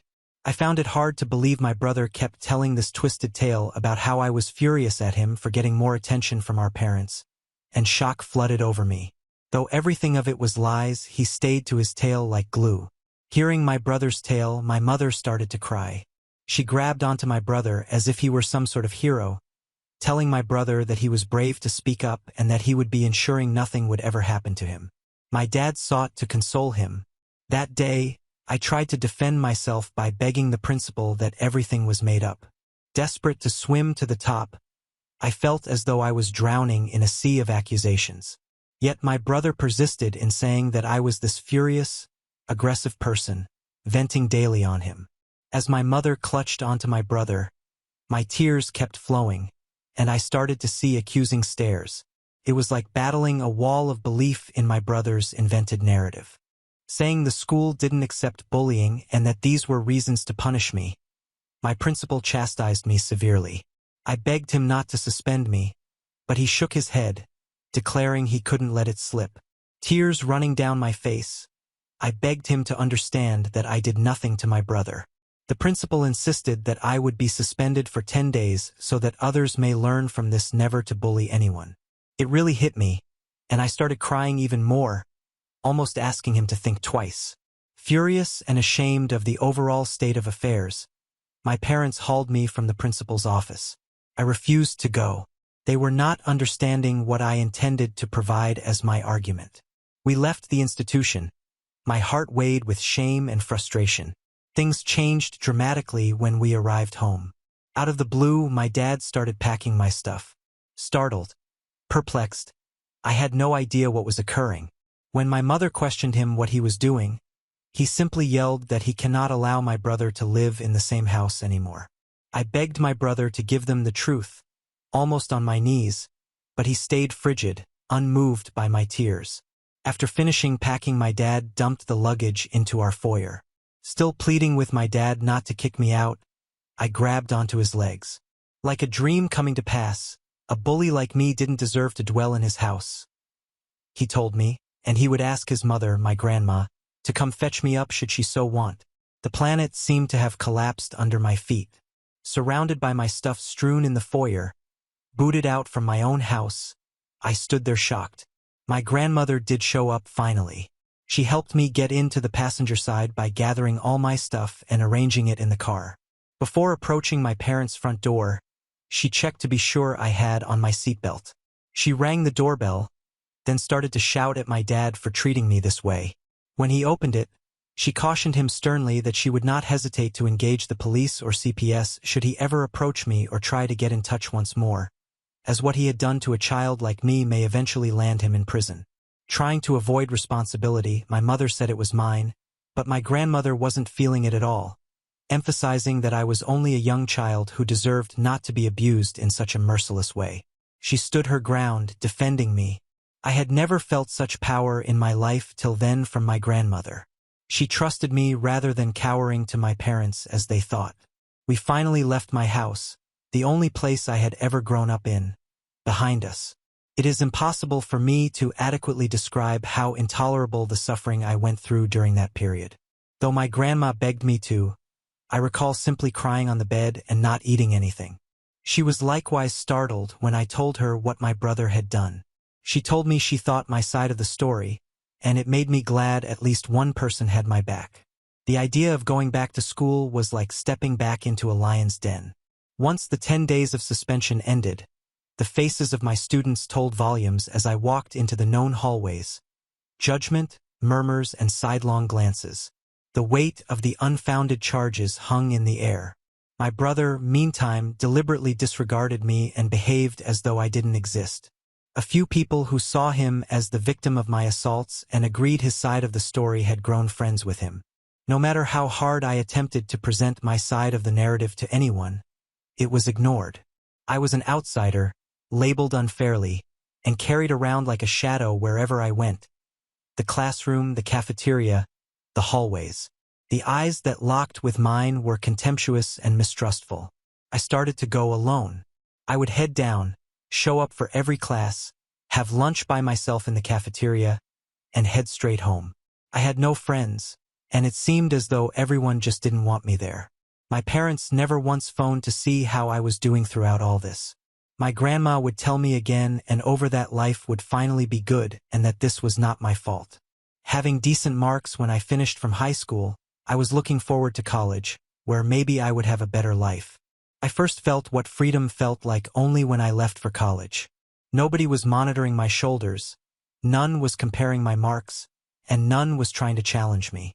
For the first time, I ran into like-minded folks and developed friendships with them. Though my family and peers had caused emotional and physical scars over the years, I focused on putting all behind me and savoring this collegiate experience as much as I could. It was around this period that I developed my flair for content writing. Though I had always wanted to be a writer, I chose to give up on my ambition as I wasn't sure whether it would be long-term viable. But I decided to start freelancing and writing in order to pick some side money. Signing up on several freelancing platforms helped me land work from well-known companies. I began gradually compiling a portfolio of my works this way. I kept this side project throughout college and never approached my parents for one penny. Instead of landing a corporate job upon my college graduation, I discovered I could work full-time in content writing. The several clients and long-term professional ties I had with them helped them to rope me into several initiatives of theirs, thereby enabling me to be doing rather well.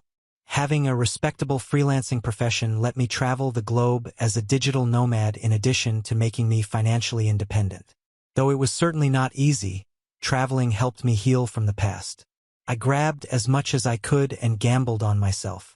I have seen so much of the globe throughout the years, yet I still have so much to see. My grandma was the only member of my family I thought about all through all this. I really loved her. When I moved out, Mother was quite depressed, yet she knew I had to be independent on my own. Though I have a busy schedule, I would make it a point to be with her whenever I could. On the weekends, I would go see her, usually sitting on the porch or enjoying meals together, lost in talks ranging from childhood stories to more current events.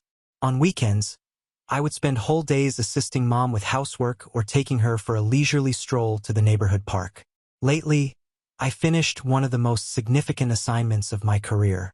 Though I cannot name the brand, I was quite fortunate to create blogs and product descriptions for them. Following the assignment, I asked the team I collaborated with to offer me favorable feedback on my website, which they were more than glad to do.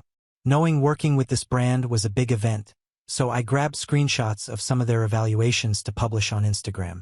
Many additional content creators, as predicted, contacted me to celebrate my professional achievement and even shared my tale to assist in dissemination. This is how I began receiving messages from random people needing assistance with their websites. Some of my family also spotted this and contacted out to congratulate me. Eventually, the principal of my college got in touch. Seeing that I was doing so well, he had gotten in touch with me and asked me to visit college for a lecture to discuss career paths as a content writer to students. Though I struggle with public speaking, I was really anxious, so I decided to take a chance and consented. My life seemed to have gone full circle when I stood before expectant faces, imparting my knowledge and views. In my lecture, I discussed the difficulties I encountered and how I persevered in spite of many demanding days. Empowering others and helping the writers' community flourish was quite honestly a really rewarding experience. As individuals related to several of my clips, they began to go popular on Facebook groups. Being at last appreciated for my effort felt fantastic. I received an invitation to speak on a local news station last week. The presentation highlighted the advantages of content writing, and they asked me to share with their viewers my path and observations. Though a little anxious, the chance excited me. I discussed my experiences, the value of client feedback, and how a little thank you note might create amazing possibilities. During the show, the chance to inspire more people in the profession and appeal to a larger audience humbles and excites me. I also posted some of these snippets on Instagram when it eventually aired, as I felt honored to be asked to a TV show. My cousins and family first began learning about my work performance this way. You see, my parents had no knowledge that I was working with well-known businesses and receiving invites to TV shows, as they never discussed me with anybody. This is how rapidly information got out inside my family. I suppose this TV interview must have at last made sense to my parents. A few days later, I was working on another job and found my phone quiet. When I checked my phone after finishing my work, I found 6 missed calls from my mother. Surprised, her name on my phone truly startled me, since it had been a long time since she had phoned me. After all those years of quiet, I couldn't understand why she was phoning. I hesitated, then called her back, and she picked up right away. When I asked her if everything was good, my mother started praising me. Usually seated right there with Mom, my dad also joined in the discourse. He began asking about my life and well-being, and I responded without much thinking. It wasn't odd until they started asking how much I was making these days. My dad answered that we were family, thus I shouldn't be shy sharing with them my salary. Since it is none of their concern, I assured him I was doing financially really well. Hearing this, my mother started to explain how difficult their life was these days. My brows wrinkled with mistrust. Here is essentially our conversation's general flow. Mom, we have been wishing to remodel the house for some time. We are retired now. Though we have no savings left, its shape is not ideal. Me, okay, Mom. Mom, we have hope since your success. Having seen your TV interview today, we reason perhaps you could assist us by covering the renovations costs. Dad, we are family, first of all. You should not hesitate to forward some of your income to us. We truly need your assistance. Me, are you teasing me? Having not even spoken with you for years, why are you requesting money? While I appreciate the congrats, I am not going to assist you in any capacity. I wonder what motivated you to get in touch to me. Hearing this, my mother began to remark how I should have been appreciative and that I should have helped them as family. My dad also said that this was the least I could do since my parents deserved to be looked for. I wanted to give them some of my thinking since I was so offended at this. I thought suddenly of something. Rather than merely fighting with them, I chose to teach them a lesson for a lifetime, since mistreating me all those years ago caused them to leech off me.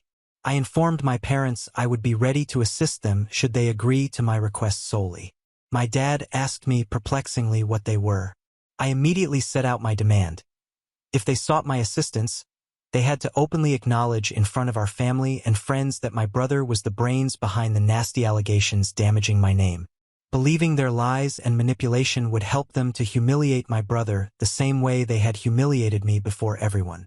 I wanted them to own their deeds and admit the suffering they had caused. Hearing my impossible condition, my dad started to doubt the need of such an admittance. I stood my ground. Even though my mother informed me that this was all pretty pointless and that we could have a private conversation apart from others, this condition was non-negotiable.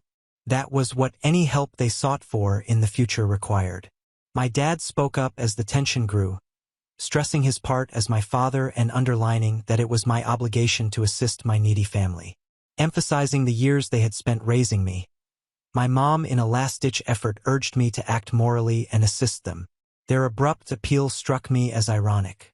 I reminded them of the past, of the fact they had kicked me out and of the fact my grandmother had reared me, not they. They were increasingly restless, but I firmly reminded them that if they want to approach me and ask for my financial help going forward, then the truth had to be admitted publicly and my brother had to pay repercussions for his deeds. My folks have been calling me nonstop since our chat, but I'm avoiding their calls. Even phoning them back that day makes me regretful. If I did nothing at all to assist my parents, would I really be in the wrong? Update 1. Since I last told my tale a week ago, things have been a whirl, and the help and encouragement I have been getting from everyone has been deluging. Knowing that I'm not alone at this period makes one hopeful. After all they have gone through, I am happy everyone feels I should not interact with my parents or even think about helping them out. I knew it was quite almost impossible for them to do. Hence I even set them such a condition. Though they might have discovered by now that it was all his lies, I know they will never put my brother through what they put me through. They love him too much. After my parents once more tried to get in touch with me today, my brother sent me a nasty text message. I ignored their calls. He composed this: "Hey sis, I can tell you every day without you and my life has been fantastic. It's been a long time since I seen you. Mom and Dad contacted you from what I heard and you gave them an insane directive. You know they never are going to follow through on it. They will never do anything to damage me, and they most obviously never loved you. Although I did lie about you 15 years ago, it has been a long time since then. Hence cease being so self-serving and attempt to let go from the past. You are childless and single anyway. Hence why would you not want to assist them with house repairs and renovation? Act moral and be a better daughter." Seeing the letter felt as though it were a stab to the chest. His lack of empathy was evident in the boldness to discount the hardships I had gone through and the conditions I had established. Emphasizing my single and childless status, the effort to guilt-trip me added still another degree of insensitivity. Not only was his implication that I should put their needs ahead of my own well-being objectionable, but it also underlined how little he considered me. Frustrated and driven by a deep need for justice, I determined it was time to intervene and expose the truth buried for too long. Sitting down to send an email to my parents and close relatives, I shared the terrible facts of my life and the unfair treatment I had suffered in my family house. In the email, I detailed how my parents treated me differently from my twin brother and the rigorous and repressive surroundings I had lived under. The email also explored the damaging and wholly false rumor my brother had disseminated about me in school, which had resulted in serious repercussions and damaged my name. I wrote on how my parents had kicked me out to the curb and how, had it not been for my grandma, by now I may have been dead in the streets. I encouraged everyone to read a note my brother had emailed. Toward the end, I included a screen grab showing him owning to lying about me. It was an unambiguous confession meant to reveal the lies that had lasted far too long. Just an hour ago I wrote the email. Once my parents and brothers see it, all hell will explode. I will let you know next-wise on how my family responds to my email. Update 2. My last update was 1 month ago, and as you might imagine, a lot of things have transpired this month. My family burst upon getting the email. Relatives who were earlier ignorant of the degree of the favoritism and emotional abuse have criticized my parents. Many of the family members contacted me, apologizing for not being there for me and stating they had no idea about all this. I decided to contact a lawyer after my brother and dad sent me a torrent of text messages, beginning to get increasingly violent and nasty. She sent a notice of cease and desist. It essentially advised them not to get in touch with me anymore and that should they do, they would suffer severe legal repercussions. Given they ceased getting in touch, I suppose this must have terrified them straight. My grandmother supports me 100% since she believes I've done the right thing by informing everyone what occurred. She is the only person that counts to me, hence I'm happy she has my back. Update 3. 2 months apart have gone between my last update. For now, I am glad to say that all in my life is running smoothly professionally. My article writing company has been doing great. The offers to present it, podcasts and seminars keep coming in, therefore confirming my reputation as a valued professional in my field of work. I am now as near to my grandmother as ever. Recently, I took a 1-week vacation from work so I could spend some time with her. These days she enjoys gardening and taught me a lot about different herbs and flowers in her yard. My best and most treasured memories are the times I spend with her. Meal sharing, deep talks, or just hanging around. I'm glad my family is keeping away from me, since they haven't contacted me since the letter my attorney sent them. Since I personally started attending therapy, hopefully I can work on mending myself. Right now, I believe this will be the last update. Now on to the next story. Story 9. Stepdaughter passed away and then I caught my husband cheating with his ex-wife, but now she's gone too. My stepdaughter, Becca, 14F, died 4 weeks ago. I've been in her life since she was 7 years old. We were extremely close. My husband, Derek, 40M, his ex-wife, Sam, 38F, and I, 35F, get along very well. There's never been an issue in the 7 years that I've been with Derek. Sam has always been kind to me. She didn't even care that Becca called me Mom too. Right after Becca's passing, Sam had so much anxiety and depression that she was unable to be by herself. She has no family besides us, so we invited her to stay with us. Sam hardly leaves the house. She mostly just sleeps in Becca's room, which is completely understandable. I always tell her that I'm here if she needs me and that I want her to take her time with grieving and that there is no pressure to go back to her home. Today, I needed to run some errands, so I asked Sam if she'd like to join me to get out of the house a little bit. But she declined and said she'd rather just stay at the house and sleep. I told Derek that I was leaving and that I would be back in 2-ish hours. He works from home. I also told him to check on Sam every once in a while and maybe try getting her to eat something. After stopping at the post office, I realized I forgot my library book that I needed to return, so I went back home to get it. As soon as I walked in the door, I heard moaning coming from mine and Derek's bedroom. I immediately knew what was happening, and my heart completely broke in that moment. I wasn't completely sure what to do, but I ended up deciding to confront them. So I walked to the bedroom and opened the door and began yelling at them both. Sam started having an anxiety attack and ran to the bathroom while Derek kept apologizing profusely. I asked him what the hell was happening. He told me that he made himself and Sam some lunch and they began talking about Becca and shared some memories, and then Sam ended up kissing him and he didn't pull back, and then it ended with them in our bed. They're begging me to understand that it was just grief that caused them to become intimate and that they both made a mistake. I don't know what to do. I love this man, and I love Sam. I'm heartbroken that they did this to me and put me in this position. I feel so stuck. Update 1. I posted an update to her /true off my chest, but didn't realize there was an update rule, so it was removed. I figured I'd post an update to my profile for those that follow me. I decided that I'm filing for a divorce. I can't ever trust him again. It sucks because we had an amazing relationship. I thought he's always been great, so this was a complete shock to me. Last night, Derek came over to talk. He confessed to a lot. Turns out it wasn't their first time having sex like most people thought. They've been having sex since 3 months before Becca died. I am completely shocked and heartbroken. Sam also reached out last night and thanked me for everything I've done for her and told me she was sorry. I didn't respond. I blocked her. I did so much for Sam and considered her a friend. So this hurts a lot more than I can handle. This is all too much. As hard as this is going to be, I need to leave Derek and cut them both out of my life. I am ready to do so. I am done. Also, some people are saying I deserve this because I should have known better than to let Sam into our home around Derek. But you need to understand that I'm a giving person. I trust people more than I should.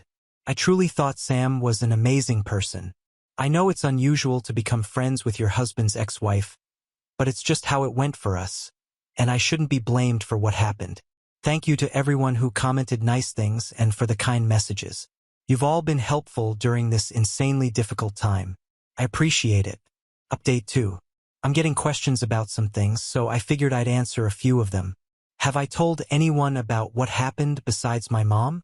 Yes, I told a few friends and some family members. Most of them are supportive of my decision and aren't speaking to Derek. Where is Derek staying? Currently, he's staying at a hotel. Our friends refuse to let him stay with them. He's lost a lot of people due to his awful decision. Has he tried fighting me on getting a divorce? Yes, he begged me not to file for divorce, but when I told him I needed him to just let me go and that I was too exhausted to fight him on this, he let it be and agreed to getting a divorce. Why isn't Derek staying with Sam? He told me he didn't want to continue to hurt me. So he told Sam he was done with her for good and that they have no reason to speak to each other anymore. I have no idea if that'll last or if they'll just end up together, but I truly don't care what they do anymore. I just want peace. What was Derek's excuse for cheating? He told me that they just accidentally reconnected one night when I was away at my mom's. He was stressed we weren't conceiving and were having miscarriages, so he vented to Sam and then somehow that led to sex. Disgusting of them both, I know. Feel free to ask anything else and I'll try to answer. Thank you everyone for your support and advice. More updates.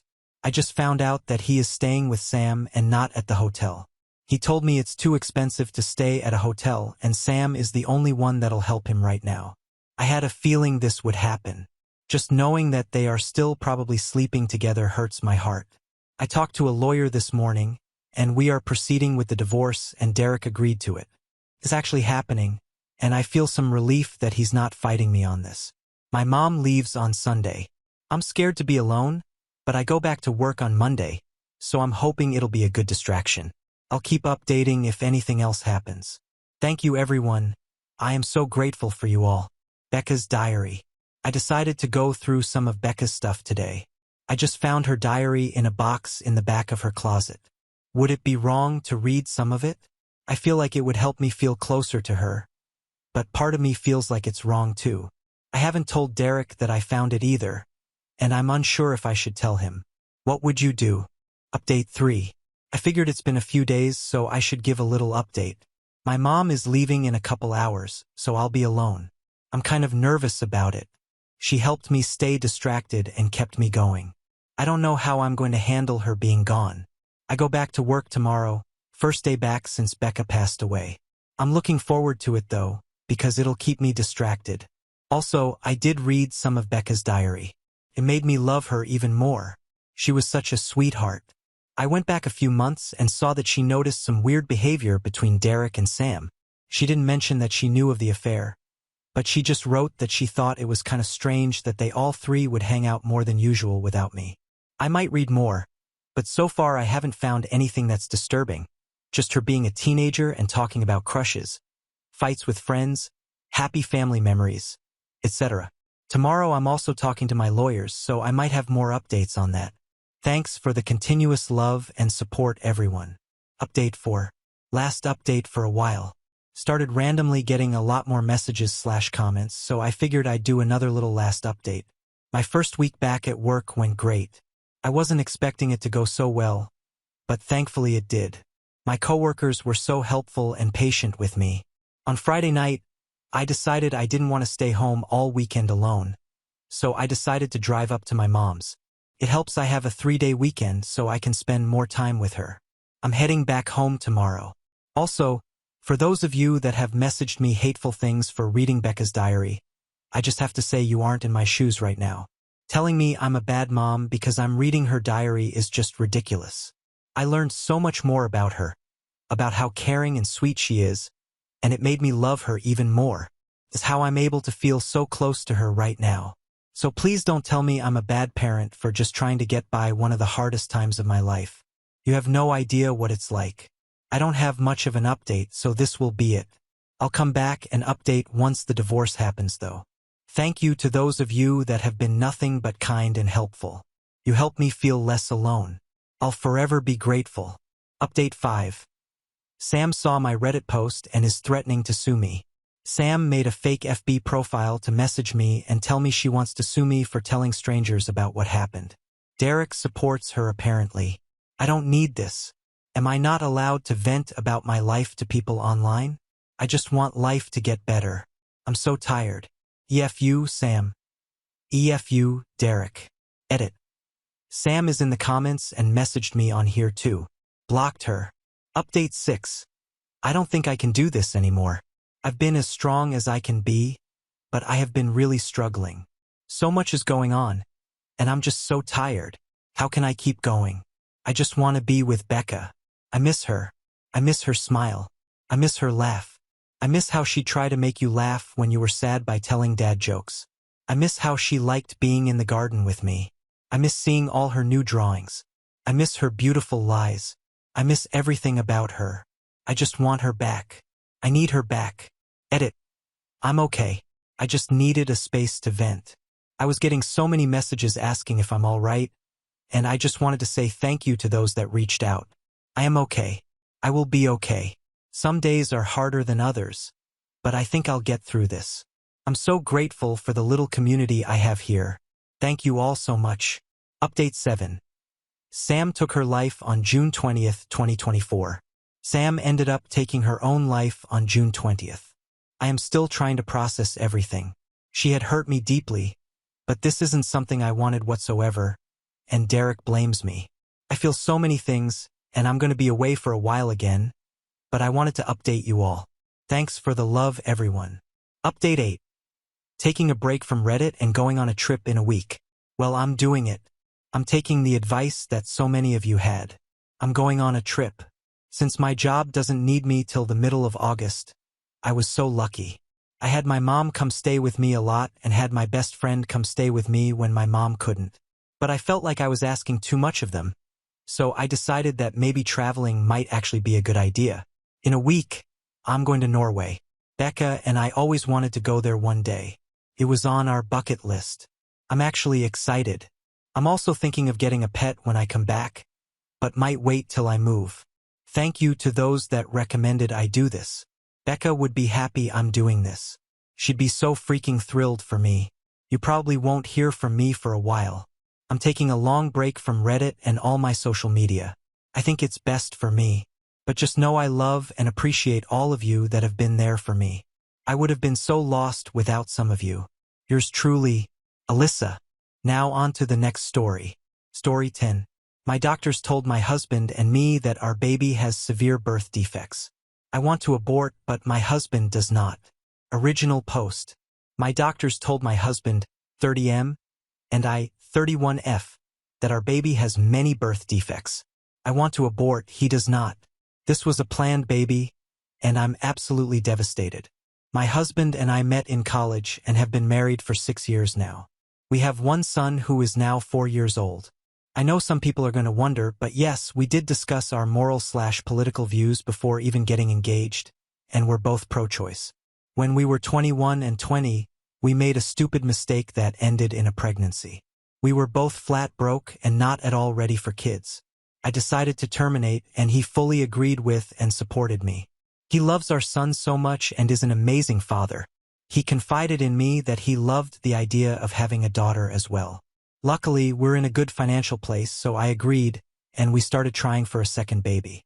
We conceived fairly quickly and were overjoyed. We also soon discovered that we were having a girl. My husband was so excited as soon as he was told. He went all out and started to plan her nursery. He asked our son to help him pick which shade of pink he wanted, which crib to get, what the theme should be, etc. It was all so adorable. I don't want to reveal any personal medical history, so forgive me for being vague with the descriptions. At our last doctor's visit a few days ago, we were given the news that our daughter has severe birth defects. They think that she could possibly survive the birth, but any life that she gets to experience will be painful for her. There have been medical cases of babies with the same conditions to survive from early childhood to even the teenage years. These poor children suffer with so much pain and are uncomfortable their entire lives. They are very low functioning and need around-the-clock care, as well as several uncomfortable surgeries to try and give them a better quality of life. We were both heartbroken and cried for hours together in the car. Then we drove home in silence. Neither of us said anything until my husband began to quietly mumble his thoughts. He was going on and on about how we needed to schedule another doctor's appointment so we'd know what medical equipment we'd need to buy for her, and we should renovate the nursery again so we could care for her more easily. He said that he'd definitely have to talk to his boss so he can take a longer paternity leave. He wants to be by her side in the NICU until we can take her home. He talked about how we'd have to ask his mom to babysit our son more often while she's a newborn. He even said that maybe we could sell one of our cars, move to a smaller house, and take our son out of private school so we'd have more money to pay for our daughter's care. I was silent until he asked me what I thought. I was blunt and said that I think we should terminate the pregnancy. Now, I feel bad for saying it that way, but I was still frazzled from the news. This made him very upset. He began to cry and ask why I don't want our daughter, even with disabilities. I mentioned our previous abortion. He said it was different because it was unplanned, and we had no way to take care of the child. Now we're in a pretty good place financially, so theoretically we could shoulder the cost of our daughter. I have a bit of personal history with this type of situation. My best friend in high school was at my house all the time because her parents were way too busy with her severely autistic older brother. They did love her, but she was pushed to the side her entire childhood. I told him this story. He said that we'd do better by our son and daughter. My best friend's parents were stupid for having a second kid after they already had a disabled one. He then seemed hopeful for a minute and asked if I was just afraid. He promised that he'd be by my side the whole time and we could do this together.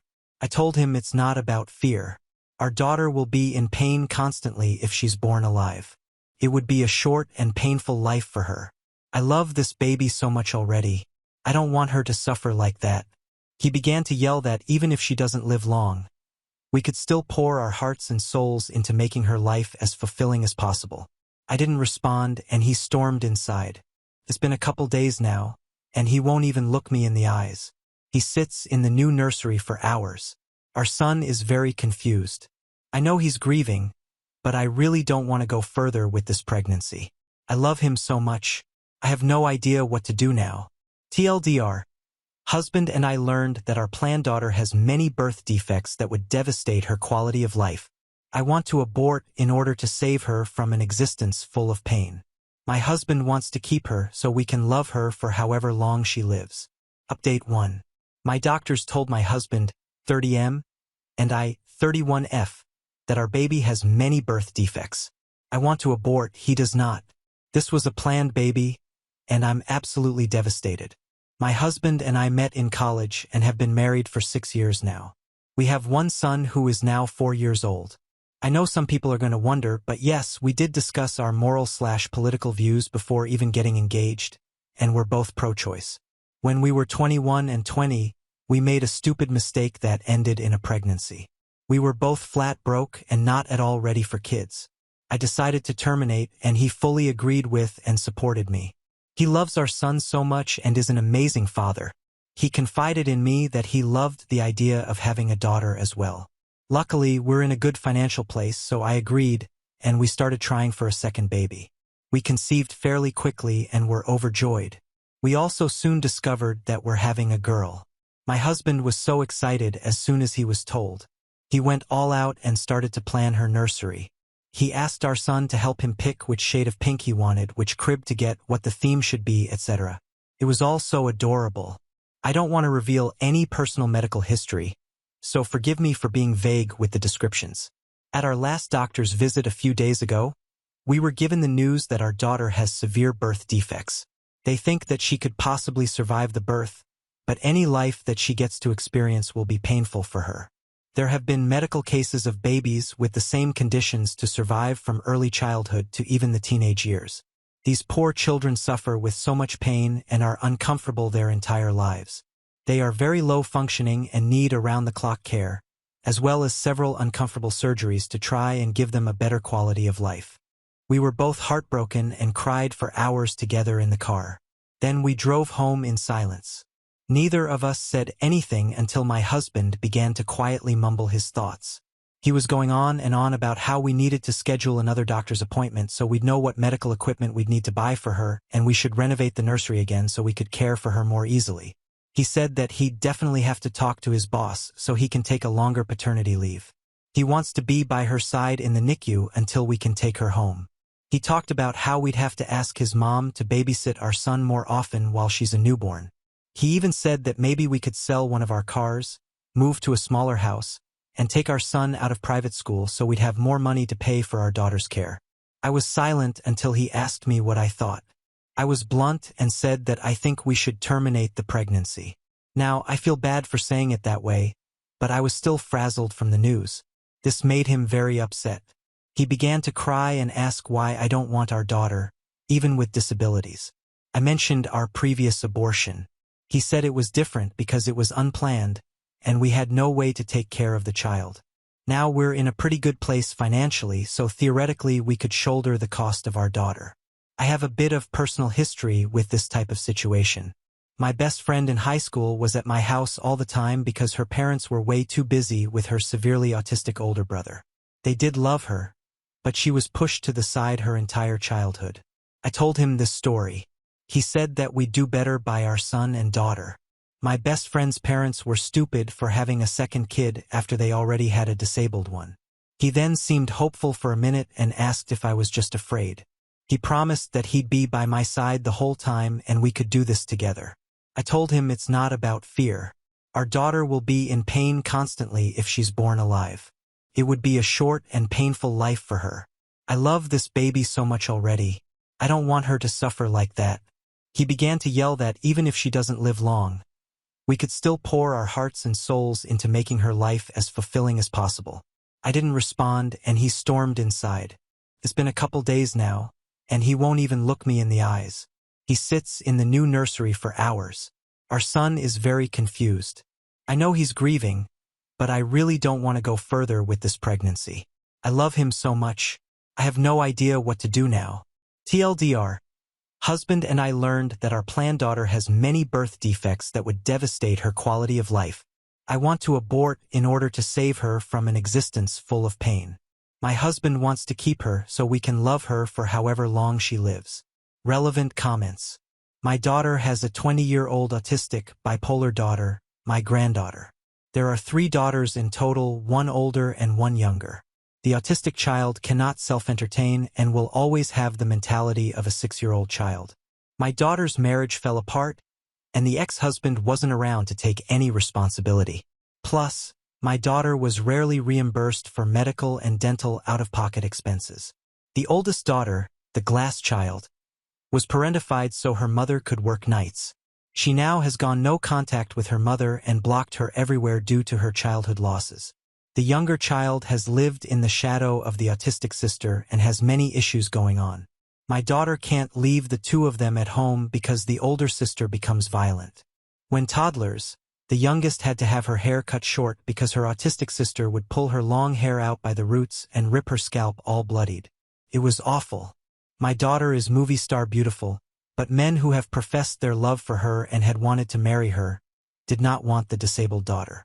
My autistic granddaughter cannot self-entertain and is a Velcro person, so she is always there. It's been a family tragedy. My daughter is a prisoner in her own home. My ex-husband would not help. I work full-time and had gone to school at night, so I was pretty much depleted. Plus, my autistic granddaughter is hard to keep. I love my granddaughter, but I would not wish her life or my daughter's life on my worst enemy. It hurts me to say this, but it would be a mercy to not bring this severely disabled child into the world.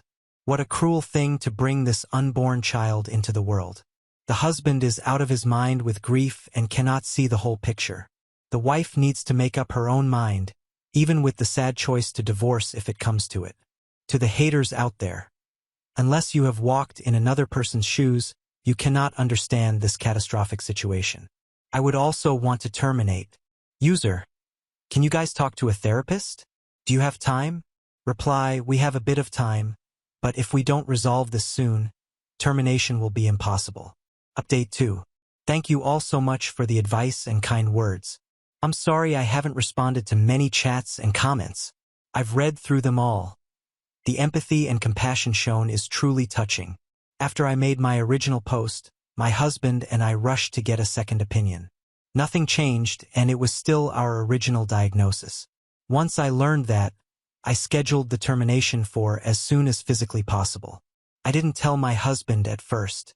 He kept on raving about how we could give her as much love in her life as we can. I feel bad for this now, but I snapped and angrily told him I was terminating the pregnancy, that I know how he feels, but I will not allow my daughter to suffer just because he wants to love her. He was very angry with me after I put my foot down. After he realized his pleading wouldn't change my mind, he didn't speak a word to me. It was like he refused to even acknowledge my existence. I was terrified that he'd go and leave me all alone with the scrap of our family. I tried to explain it to my son, but I think he still doesn't understand. Then, the night before the procedure, he stepped into my room and apologized to everyone and promised to be more supportive of me from now on. I was so happy and relieved. I started to sob and he held me all night. My original plan was that my mom would drive me to the hospital, then once it's done, a close friend would take me home since it was only the night before. He said he couldn't miss a full day of work but really wanted to drive me home. I agreed to let him, and then the procedure was done in the morning. My son is having a long sleepover with my best friend's family. I don't want him to see me like this. The next morning, the termination was done. It went fine with only minor physical pain, but the emotional toll was crushing. After I was done, he didn't show up to get me. I waited for hours, and he wouldn't answer any of my calls. I ended up having to call a friend out from work to take me home. When we got there, I saw just one note on the counter saying he can't do this. A few of our daughter's special toys were removed from her nursery. My entire life has fallen apart in a matter of days. I asked my mom to watch my son for a little while. I still can't contact my husband. Everything feels so pointless. Relevant comments. I'm a doctor and I work in an ICU seeing children exactly like the one you may have had. If I were in your position, I would have done the same thing. Let me be clear and say that nobody in your partner's position has a clue of the emotional toll that parents of severely disabled children go through. Everyone thinks they know what it would be like, but they're often wrong, and more often the parents of the child are struggling a lot. Whatever happens, I think you made the harder but smarter decision. Who's to say your husband wouldn't leave the exact same way after seeing your daughter suffer alive in actual pain? Leaves you a note on the table one night, "I can't do this," and leaves you to care for her yourself, considered as ongoing for obvious reasons. Poor OP. Hoping this life crisis ends soon for her. We have reached the end. If you enjoyed this video, please be sure to like and subscribe to the channel for more videos like this, and give us your thoughts about the stories in the comments section. Thank you and see you in the next video.